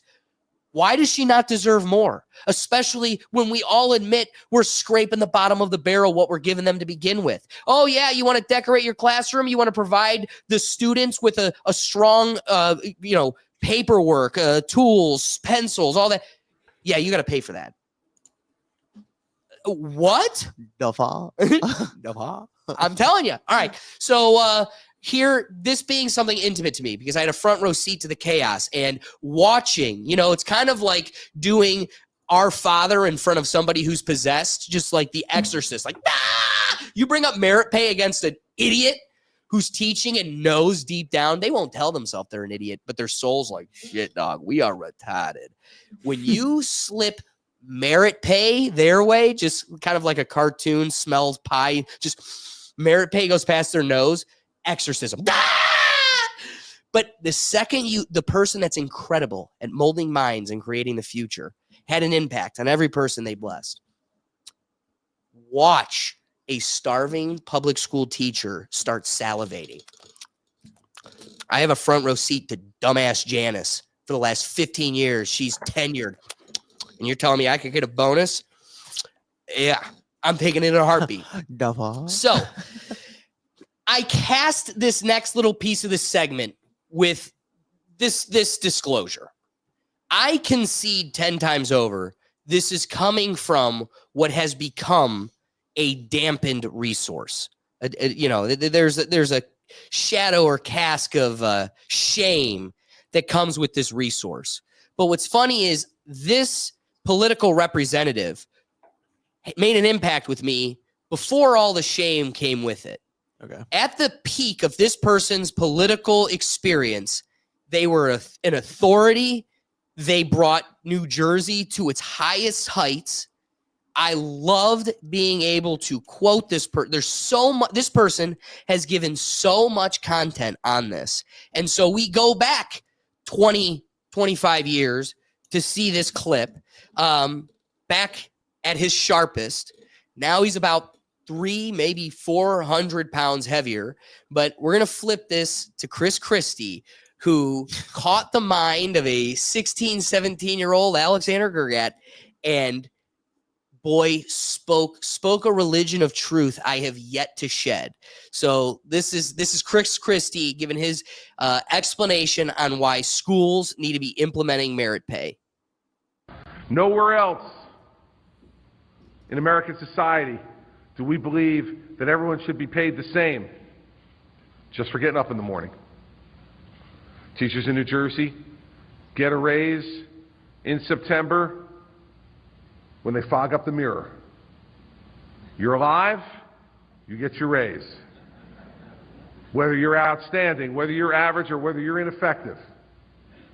And why do we want a system like this? Well, the reason, of course, is because if we had a system that actually paid people based upon merit, what purpose would the union serve? This is a self-preservation move, everybody. And the way they justify it is they tell you that evaluating a teacher is too complex for all of you. It's too complicated. You won't get it. You don't know how to do it. You need a PhD in education to evaluate whether a teacher's effective or not. Well, let me see by a show of hands here. How many of you in this audience today have children at one time or another who went to the public schools? Raise your hand. All right. Majority of the room. So, how long did it take you at the beginning of a school year to figure out whether your kid got a good teacher or an ineffective one? Like probably by back to school night, right? And if you didn't know it by back to school night, you found out on back to school night. You go to back to school night and you're walking in the hallways trying to find your kid's classroom, and you run into one of your friends who has a kid who's a year ahead of you. And you say to him, hey, by the way, who's your kid got this year? And you say, oh, well, my kid's got Mrs. Smith. And the person goes, oh, well, good luck. Or you say to the person, oh, no, my kid's got Mr. Jones. You go, oh, Mr. Jones, he is so great. He's there early in the morning to help the kids, and he stays after school. When you call him or you send him an email, he answers you right back. The kids love him, and we love him, and he did such a great job. Let me tell you, don't buy the baloney these people are trying to sell you. We know who the great teachers are. We had them. All of you in this room still remember a great teacher who helped to mold your life. And all of you remember a lousy one you had that you couldn't wait for the year to end. And you figured that out when you were a kid. So how is it that we're not smart enough to figure out which teachers should be tenured and which shouldn't? Which teachers should get merit pay and which shouldn't? Why do we need a panel of educational experts, by the way, self-interested educational experts, to make these decisions on our behalf? In fact, they don't even want that. They don't want decisions made at all. The last argument, of course, against merit pay is that it destroys camaraderie in the schoolhouse. Now, this is the one I love the most, and this is the one that you should laugh the hardest about, because here's basically what they're telling you, that if you pay merit pay, it will destroy camaraderie among teachers. Okay. Now, you hear that, and you say to yourself, well, yeah, maybe, right? All you need to do is think of one example for about 45 seconds, and you realize what crap it is. Let's try this one. Let's try our 3rd and 4th grade kids again. Kid in the 3rd grade, straight A student. And his 3rd grade teacher says to his 4th grade teacher in June, when he finds out who the kid's going to get for the next year, "Oh man, you are going to love this kid. He works hard. He is engaged in class. He's always raising his hand. His homework's always done. It's done meticulously. He's a participator. He's a winner. You're going to love this kid. You got lucky. You got a good kid." Well, we get to like October of that next year. And the kid's doing C work. He's not engaged, doesn't seem to be enjoying himself in class. The homework's sloppy. Teacher knows there's something wrong. So the teacher goes back to the 3rd grade teacher who had such success with this kid and says, "Listen, I'm not reaching him. What kind of things did you do to reach him?" To believe the teachers' union argument that merit pay kills camaraderie in the schoolhouse, you have to believe that the 3rd grade teacher will look at the 4th grade teacher and say, "Yeah, no, I can't tell you." Well, I mean, you don't know? No, I know. I'm not telling you. Well, why aren't you telling me? Well, because, see, we get the merit pay thing, and if I keep you down, then I got a better chance of getting the merit pay, and so I can't help you. Now, let me ask you a question. You know of any teachers who would actually do that? And their union is selling this story on them. They accuse me of running down public school teachers. Merit pay tells you I believe in teachers. I believe they want to be excellent. I believe they should be compensated for excellence. And what the union believes is that they should be treated like any assembly line worker. That's wrong. And it's ridiculous. Because to believe it would be to believe that there's no camaraderie at Microsoft and there's no camaraderie at General Motors. There's no camaraderie at Boeing and there's no camaraderie at Facebook. They're all competing for merit pay every day. But they tend to still be able to move the companies forward and achieve what they want to do. But for some reason, we believe in education that's not possible. A lot of truth weighs in those words. A couple things. First off, cameraman must have cerebral palsy or something because that just didn't stop. Just goes the whole time. But He's doing it still, by hand. Still great content. Bad video, still great content.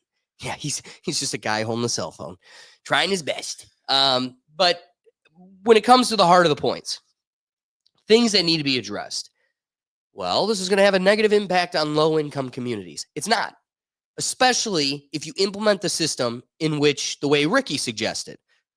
If you are doing it based on solely knowledge gained, in fact, again, talk about like the harder hill to climb. If you're having kids that are walking into your classroom, disrupted backgrounds and everything else, who can't even read, and you are able to have a connection with them better than anybody else that has experienced those communities, the reward is going to incentivize the hot toddy teacher that's kicking ass in Miami to maybe consider going to Baltimore because the incentive is there.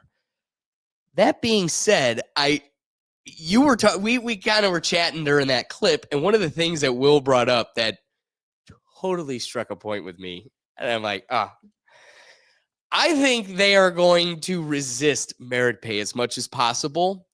We have a tech administrator at the court that I work at, and one of the things that he always says is these entities, especially Democrat entities, they want statistics.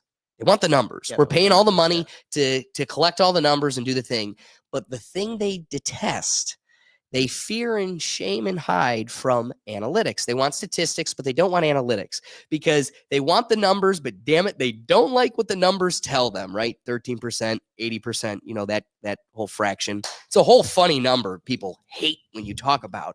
But when we talk about the statistics, just wait until we get the statistics of merit pay and they're like, shit. All the hot teachers sleeping with their students are doing the best. Wow.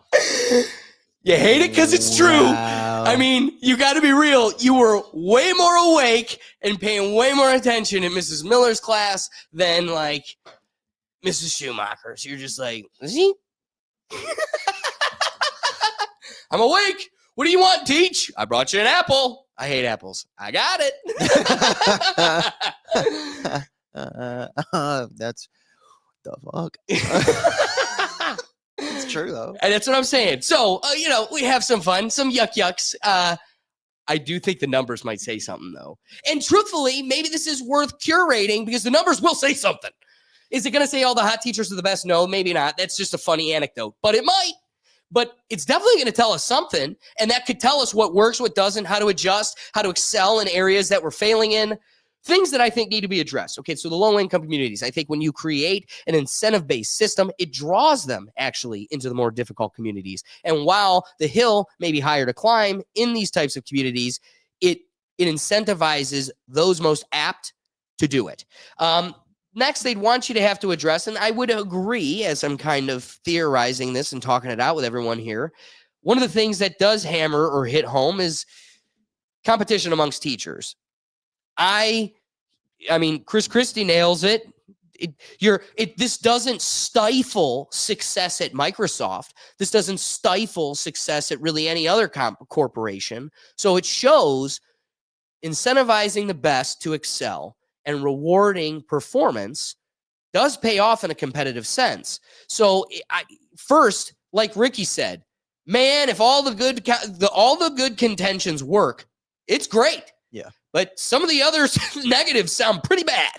So it's like, if you take this at face value, a teacher competing against a teacher, and it's like, you're not going to know what works teaching them solar systems.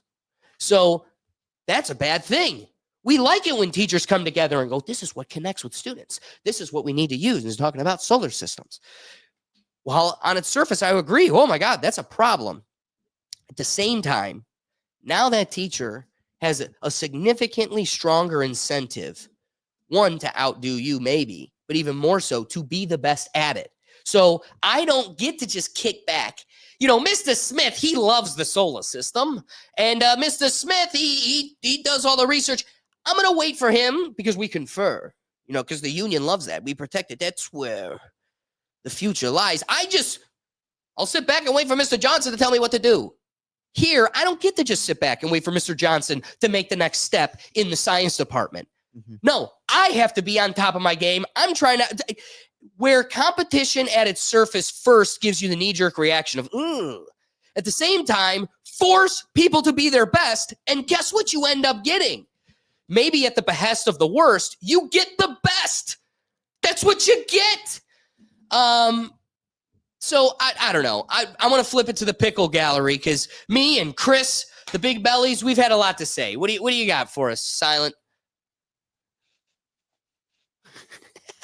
We can't hear you. Oh, now, yeah, gotcha. My mic was muted. Sorry.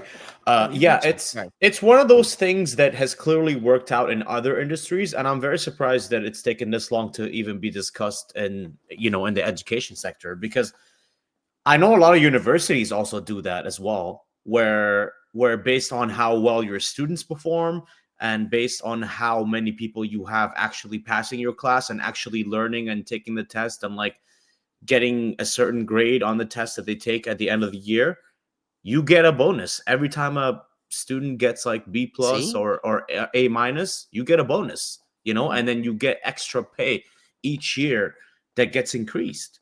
That's how it was at my university, at least. I know a lot of other universities are like that. That's too. Great. But I'm surprised that this is not really much of a thing in most schools, really. And I'm glad it's being discussed, Yeah, I'm very glad it's being discussed and being brought up, because it definitely should be something. Because think about it.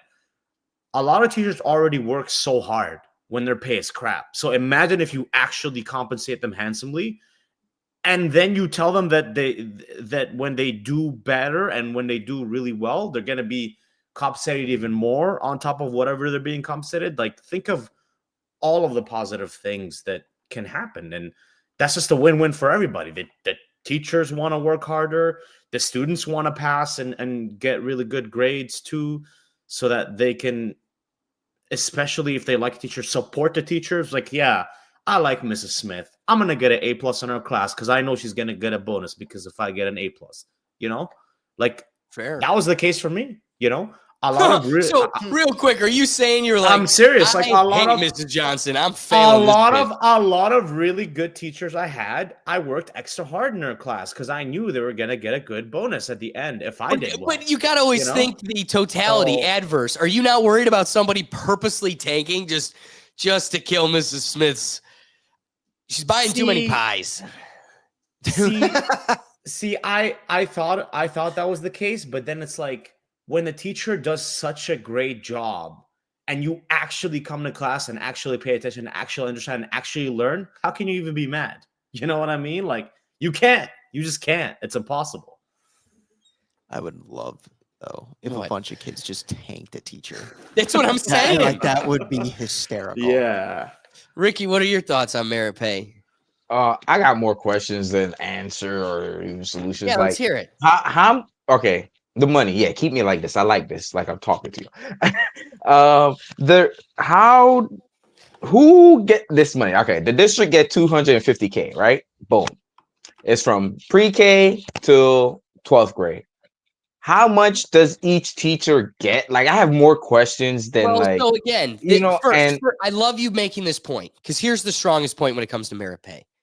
First, it's called breaking the seal because, like as Silent kind of indicated, this is a totally foreign subject to everybody.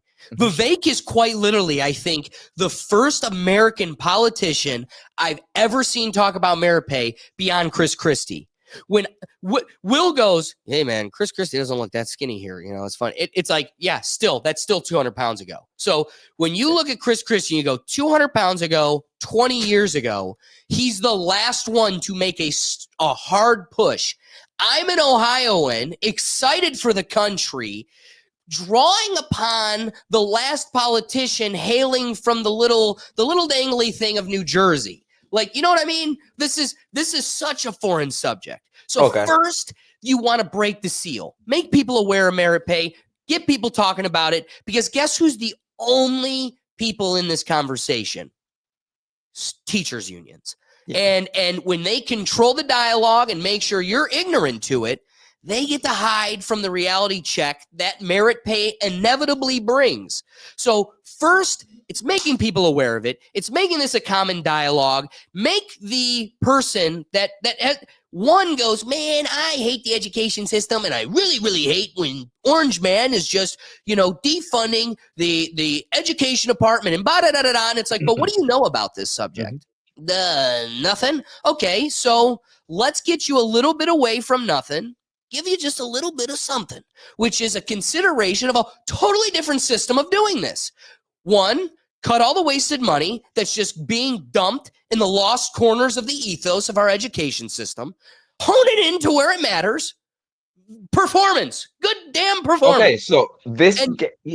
And then me, you, bright minds that hopefully one day the people elect to allow us to consider these ideas. But the truth becomes, how do you want to make this work? There's a lot of details, and I love you scratching this itch because there's a lot of details that need to be ironed out.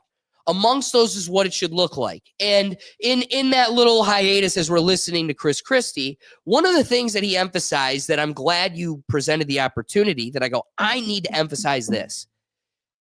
Again, when we start this brainstorming of the best way of doing this system, you're gonna hear multiple iterations, and I don't want to turn those out. I want to get excited for hopefully one day hearing other ways of doing this.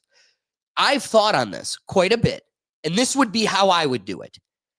It needs to be a bonus system.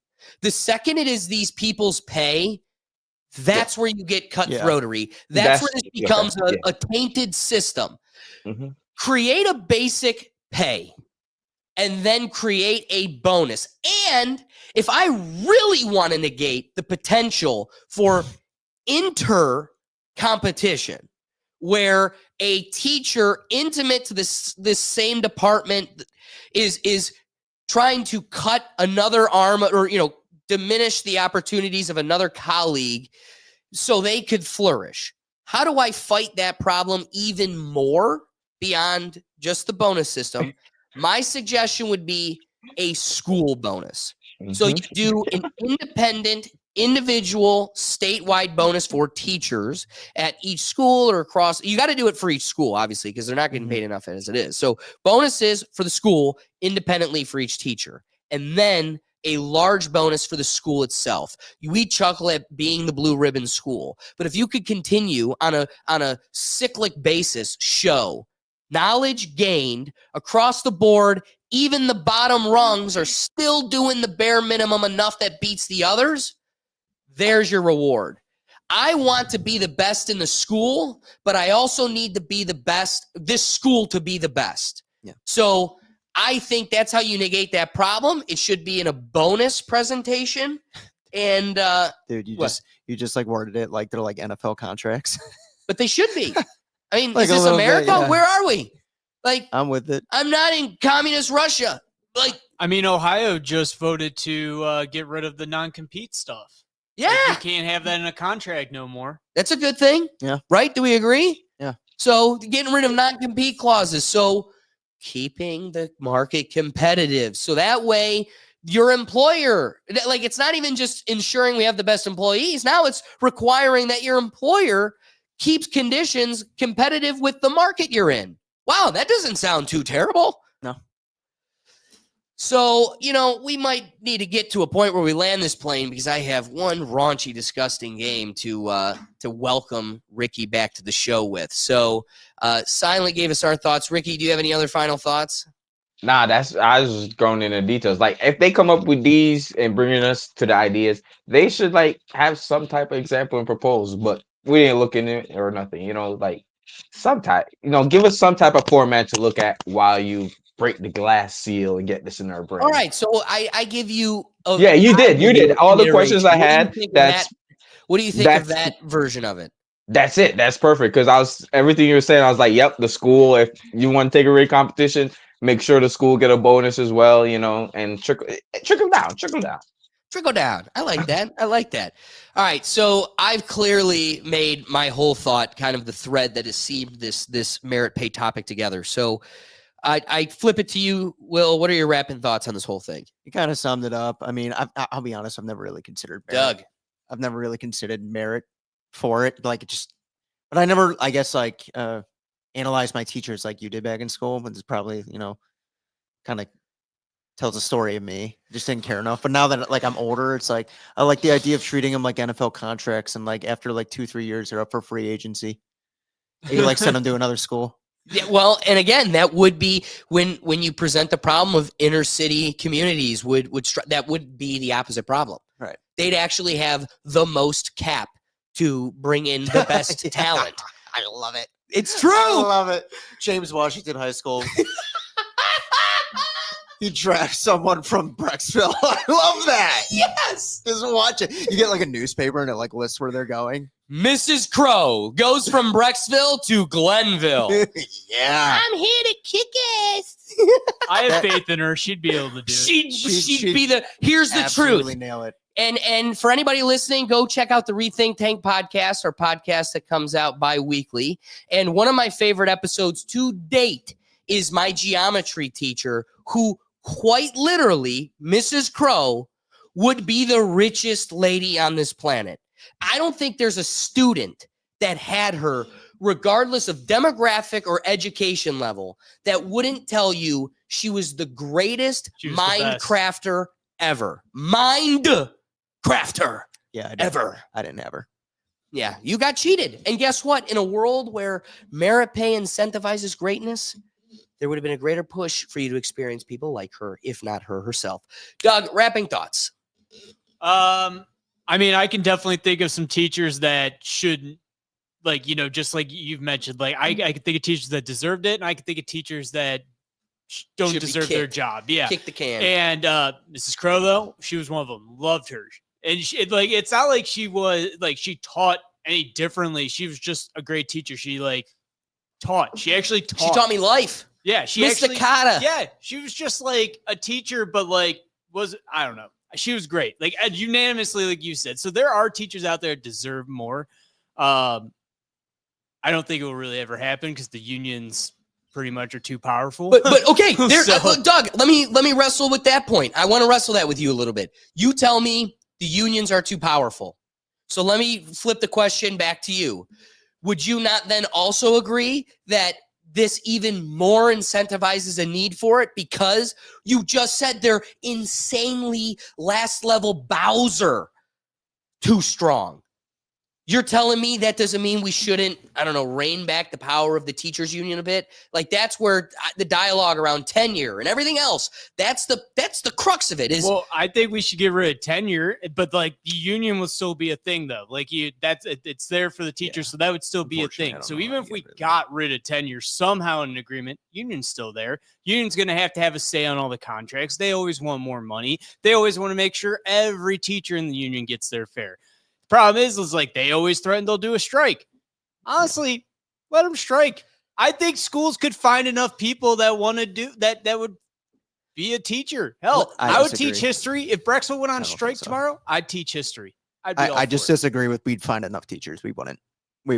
Like Why there- plenty I- of schools go on strike? And Well, no, I survive. feel But what like I'm saying is when like they would go on strike, if they were like to stay on strike, you wouldn't find enough like willing individuals. And that's why the union has the power, and we can't see it go away. Exactly. So unfortunately, it's like the union will always be the stepping stone, but you could not stepping stone like the block, the hurdle. but like you could like implement like the bonus system in with the union as well. Like they would obviously want a piece of that to a certain degree. Unfortunately, but like when it comes down to it, it's like I think majority of the teachers are against merit pay, and that's why it's not never, but like that's why it's always going to be the biggest hurdle to get to it. So let me give you a little peek behind the veil of the political mind I have been able to develop and why I should get your vote in some distant future. Who knows when? But I deserve your vote because would be my political approach. We all agree, both sides of this argument, teachers are underpaid. Like I will die on the hill. You have lost my sister's most brilliant person in my orbit. You lost her. You could have incentivized her. She probably would have been incredible. You lost her. Why? Because pennies in crafting the future beyond six figures being a pharmacist. So that person's never picking this starving scheme you have. So we agree that is a problem. That is a embedded element to the system we're talking about. And Doug and Will raised the point that there is a negotiating table with an infinitely powerful teachers union that is the hurdle, the guard that stands between us and implementing some fantastical future system like this. They're like the mob. Like I called the union of the dock workers. They're like the mob, man. They don't get what I they agree. want. They shut it all down. So with that infinite level of strength, the mobster is standing between us and what I would see as a fruitful academic system. My solve would be we all agree, both sides, this is a starving field. The only way to implement it is money. You couldn't buy merit pay into the system, which means, what do I mean by that? You need to be able, you're saving all the money with the Department of Education. Mm-hmm. It needs to be a better and more effective allocation of costs. We need to accept that the system needs repair, and the repair is only going to come with money. That's really how government works. So the way to conquer the negotiating table with the last level boss that is infinitely powerful is giving them money to the degree that totally disarms that negotiation. If you walk into a world where you're literally raising the tier of the public school teacher, ergo allowing the space to demand a higher caliber teacher, also attracting higher caliber minds that otherwise were looking beyond the field because it just didn't compensate them to their caliber. You have now conquered this problem. So you need to have the system accept that it is a starving mechanism. Therefore, the way to get this new system is to buy it by filling that starving hole. So I think if we can, the acknowledgement allows the political power for the dialogue to demand more money in this field. So we need to demand more money in this field. That allows the contractual dialogue to be disarmed when we have to go to the negotiating table with the teachers union. Interesting side dialogue. Wrapping it all up, this stems from Vivek Ramaswamy. And what makes this so exciting, from the folks that aren't in Ohio, outsiders looking in, something that I'd like to give you from our, intimate domestic perspective is we have the mayor of Munchkinland, who is the current governor of Ohio, and he is the definition of a wolf in sheep's clothing. Since the pandemic, I've had zero respect for this human. I was so lucky I was sick the day he showed up at the court. I probably would have gotten myself in trouble by saying something, because we are so removed from the delirium of what that period was like that we've given this guy a pass he doesn't deserve. Dude, you were a crook in so many ways, and we kind of let it go because we were scared. And the noise was so loud. So we kind of just let it go. Well, I say that because I've said forever, red, blue, doesn't matter. They're all fingers to the same hand. And you see how Trump, Tulsi Gabbard, RFK, people that are in the middle, you put them in the boxes. Trump was a voting Democrat that had to go Republican because they were shut. Like, you are forcing Tulsi, who is a Democrat, to leave the Republicans. RFK wanted to run as a Democrat. It's one of these, the people that are closer to the middle seem to be the most real. And the others, the extremes that, are mouthpieces for the mechanism. While, yes, you vote red, but then you hear Dan Crenshaw speak and you're like, dude, that doesn't represent any of our beliefs. He does it just enough to be able to wear the red jersey. But the truth is, it's so clear he's not one of us. So when I talk about the wine, the mayor of Munchkinland, it's like, dude, you wear the jersey. That's what got you where you're at. Your actions clearly showed you are a wolf in sheep's clothing. You are a blue in a red jersey. And if you were to run again outside of the pandemic, there's no world you're winning. Vivek walks in and we are all just like, oh yeah, here's the keys to the kingdom. Not even a second thought. And the reason is because we're surrounded by all these faux representatives. So I want to close this dialogue on Vivek with a clip I have here. This came out just yesterday of Dan Crenshaw storming out of an interview with a hot mic, literally saying he would unalive Tucker Carlson. I met Tucker. We've talked a lot. If I ever meet him, I'll probably kill him. He's the worst person. That's insane. And to me, that's a real threat. I don't know why we would even let anybody, let alone a representative, get away with that. So again, when these are the only actors we've had available to us to represent us, it shouldn't be a shock to anybody when we just leap at the first glimmer of realism, because we've seen none of it. Like, this is the guy that wears our jersey, but he said he'd unalive Tucker Carlson. Even what did Tucker Carlson ever do to you? And you know what? Hats off to that clip that I just showed, because I don't know. I guess I pulled it away too quick. I don't know if you saw the comment that he had, which was, Tucker literally tweets back at him, dude, I'll have you on the show. Like, yeah. You want to come talk? You want to come? Don't kill me, but you want to come talk about it? Come on the show. So it's a slimy thing when these people try to portray themselves in such a way, and we give them too much of benefit of doubt because it allows us to ignore when they don't act in line with those representations. So that closes the political dialogue here that we've ended it with. And now I'd like to get excited about, we're going to get to, Ricky, you haven't been able to compete with us for a while. We've had these, it's been two and a half months. So I had to make sure we had a game in the socket here to end the episode with. Yeah. But, there's always a fun theme that's like in something along the lines of the episode. I couldn't do that. I wanted something dark, raunchy, off the wall. I needed to welcome back Ricky. I wanted Ricky kind of closing out the episode on, dude, I'm looking why at am I back? I'm looking at what is a multiple choice question. Yeah, well, don't. I can't read the answers. I'm blind. I can Jesus. hardly read the screen. But I just see bubbles. I'm like, it's a Scantron. I made sure I came back for the last week of Black History Month. You feel me? Parts of the people. All right.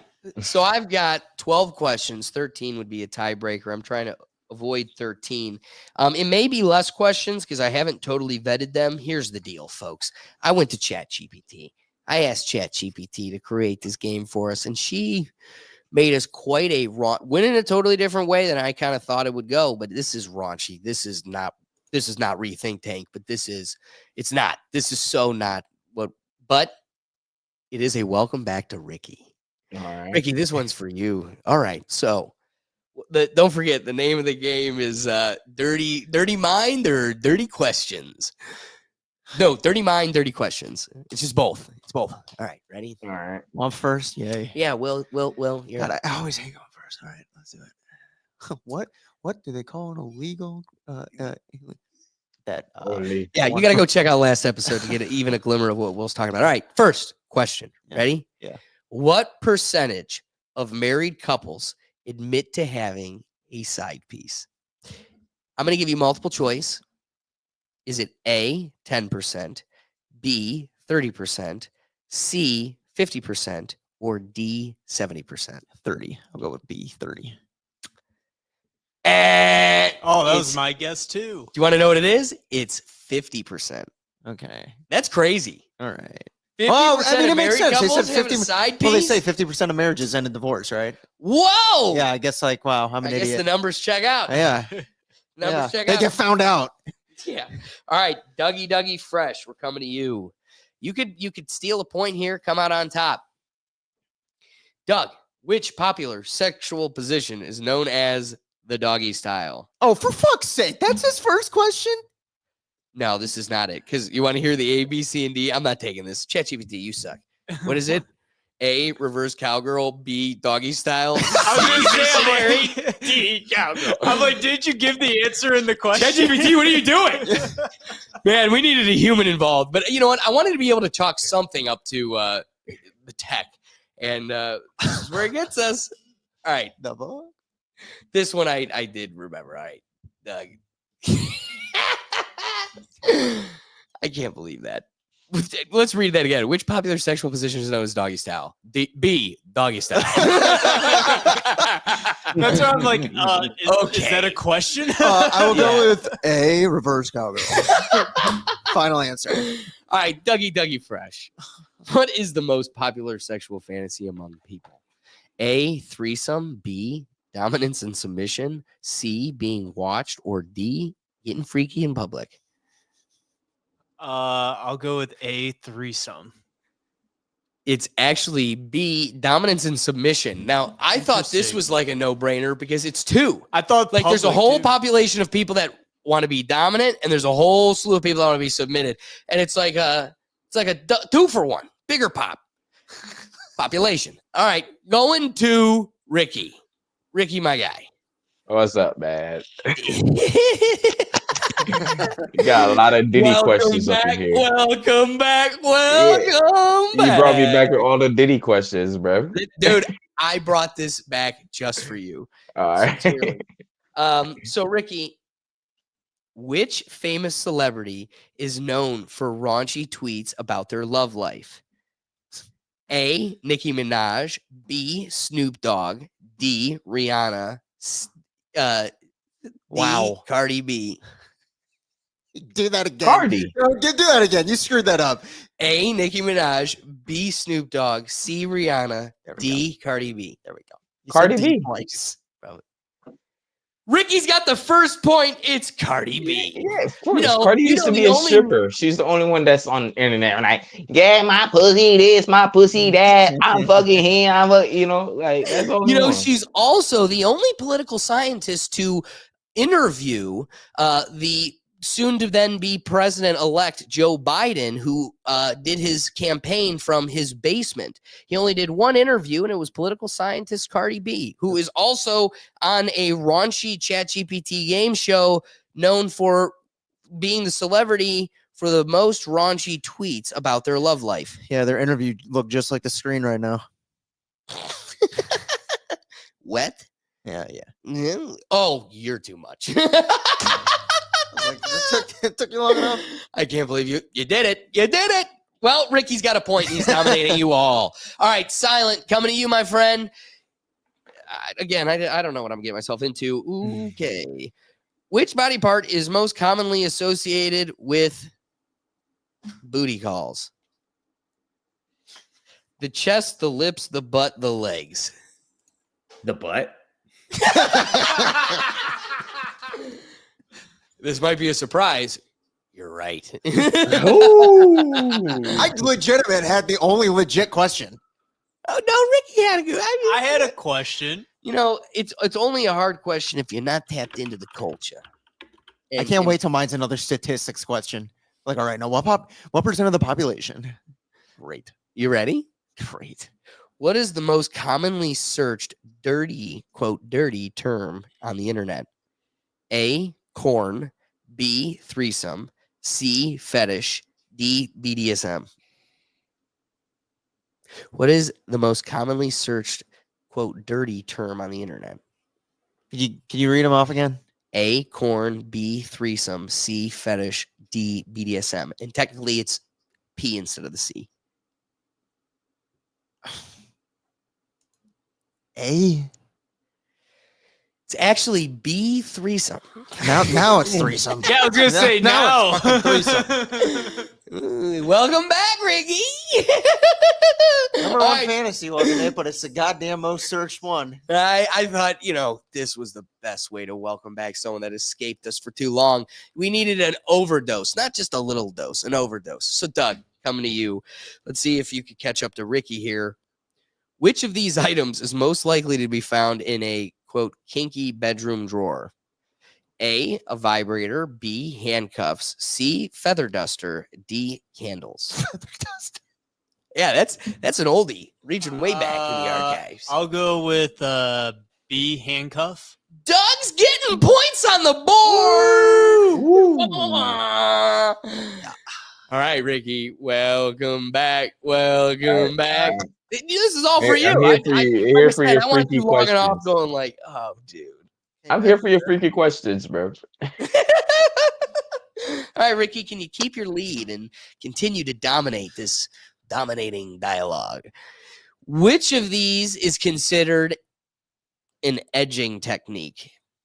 A, giving a back massage. B, bringing someone close to climax but stopping before climax. C, talking dirty. B, blindfolding.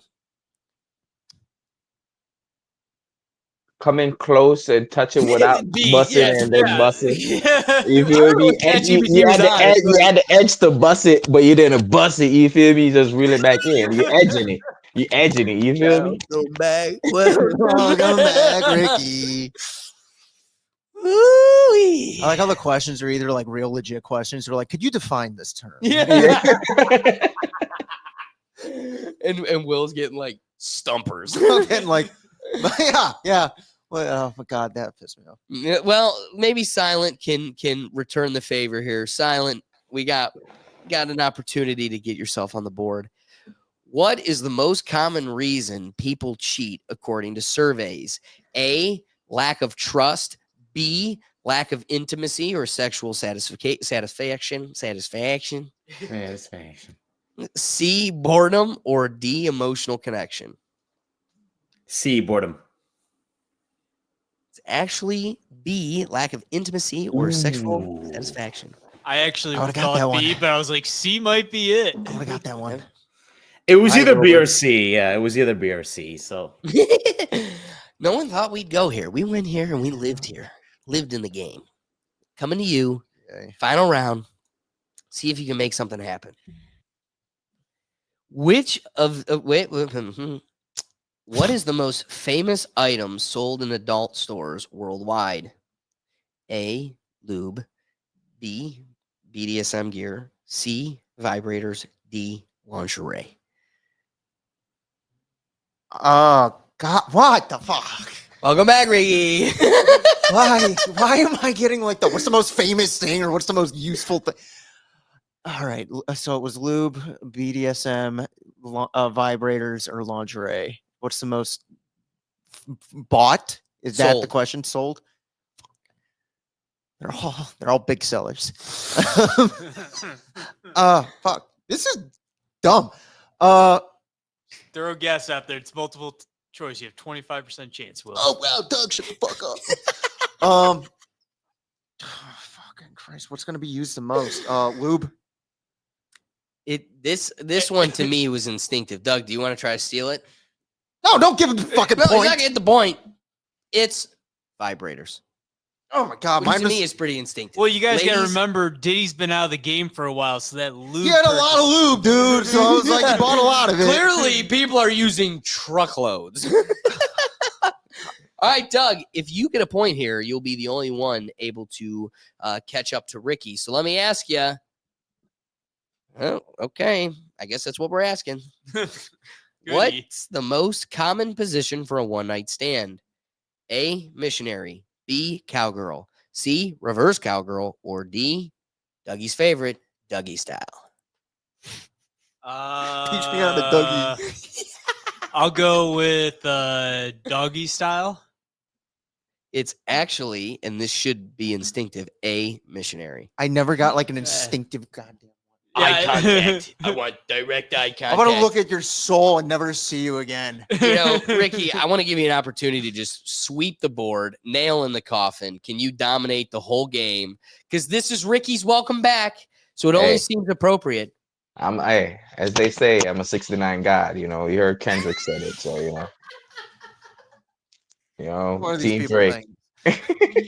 Team Drake. A minor. I don't know about that part. Which of these pop stars has made headlines for their sexual liberation and openly raunchy lyrics? A, Taylor Swift. B, Lady Gaga. C, Katy Perry. Or D, Megan the Stallion. Are you kidding? Is that really a Just question? get it wrong. Oh Just my for a God. joke, say Taylor Swift. My God.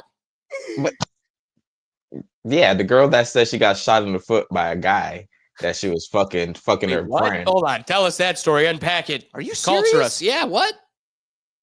Are you for real? Silent, You're you aware so of this? white. Yeah. Ah, This is like Enlighten. 3 years old, bro. Hashtag free Tory. Stallion. Hashtag free Yeah, Tory. Tory Lanez, free Tory Lanez, the Stallion. Yeah, Megan Thee Stallion said Tory shot her in the foot when they were leaving Kylie Jenner party. Megan was fucking her friend. Tory was fucking Megan's friend, and fucking both of them behind each other's back. Yeah, bro. We don't do gossip, but that was court. That was in the court. That was in the court transcripts and He's in everything. jail. Well, Yep. Ricky, Oh yeah, he's in jail, and he was just rapping on the phone yesterday, Yeah. and a Literally in fucking jail for this. fucking For shit that reason. broke off. A bra broke off behind him. You're telling me it wasn't Katy Perry?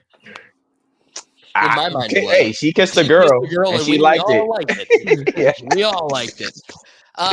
So, that closes the game out. Silas got another question. Ricky swept it with 3. Just let him answer the question. Nope.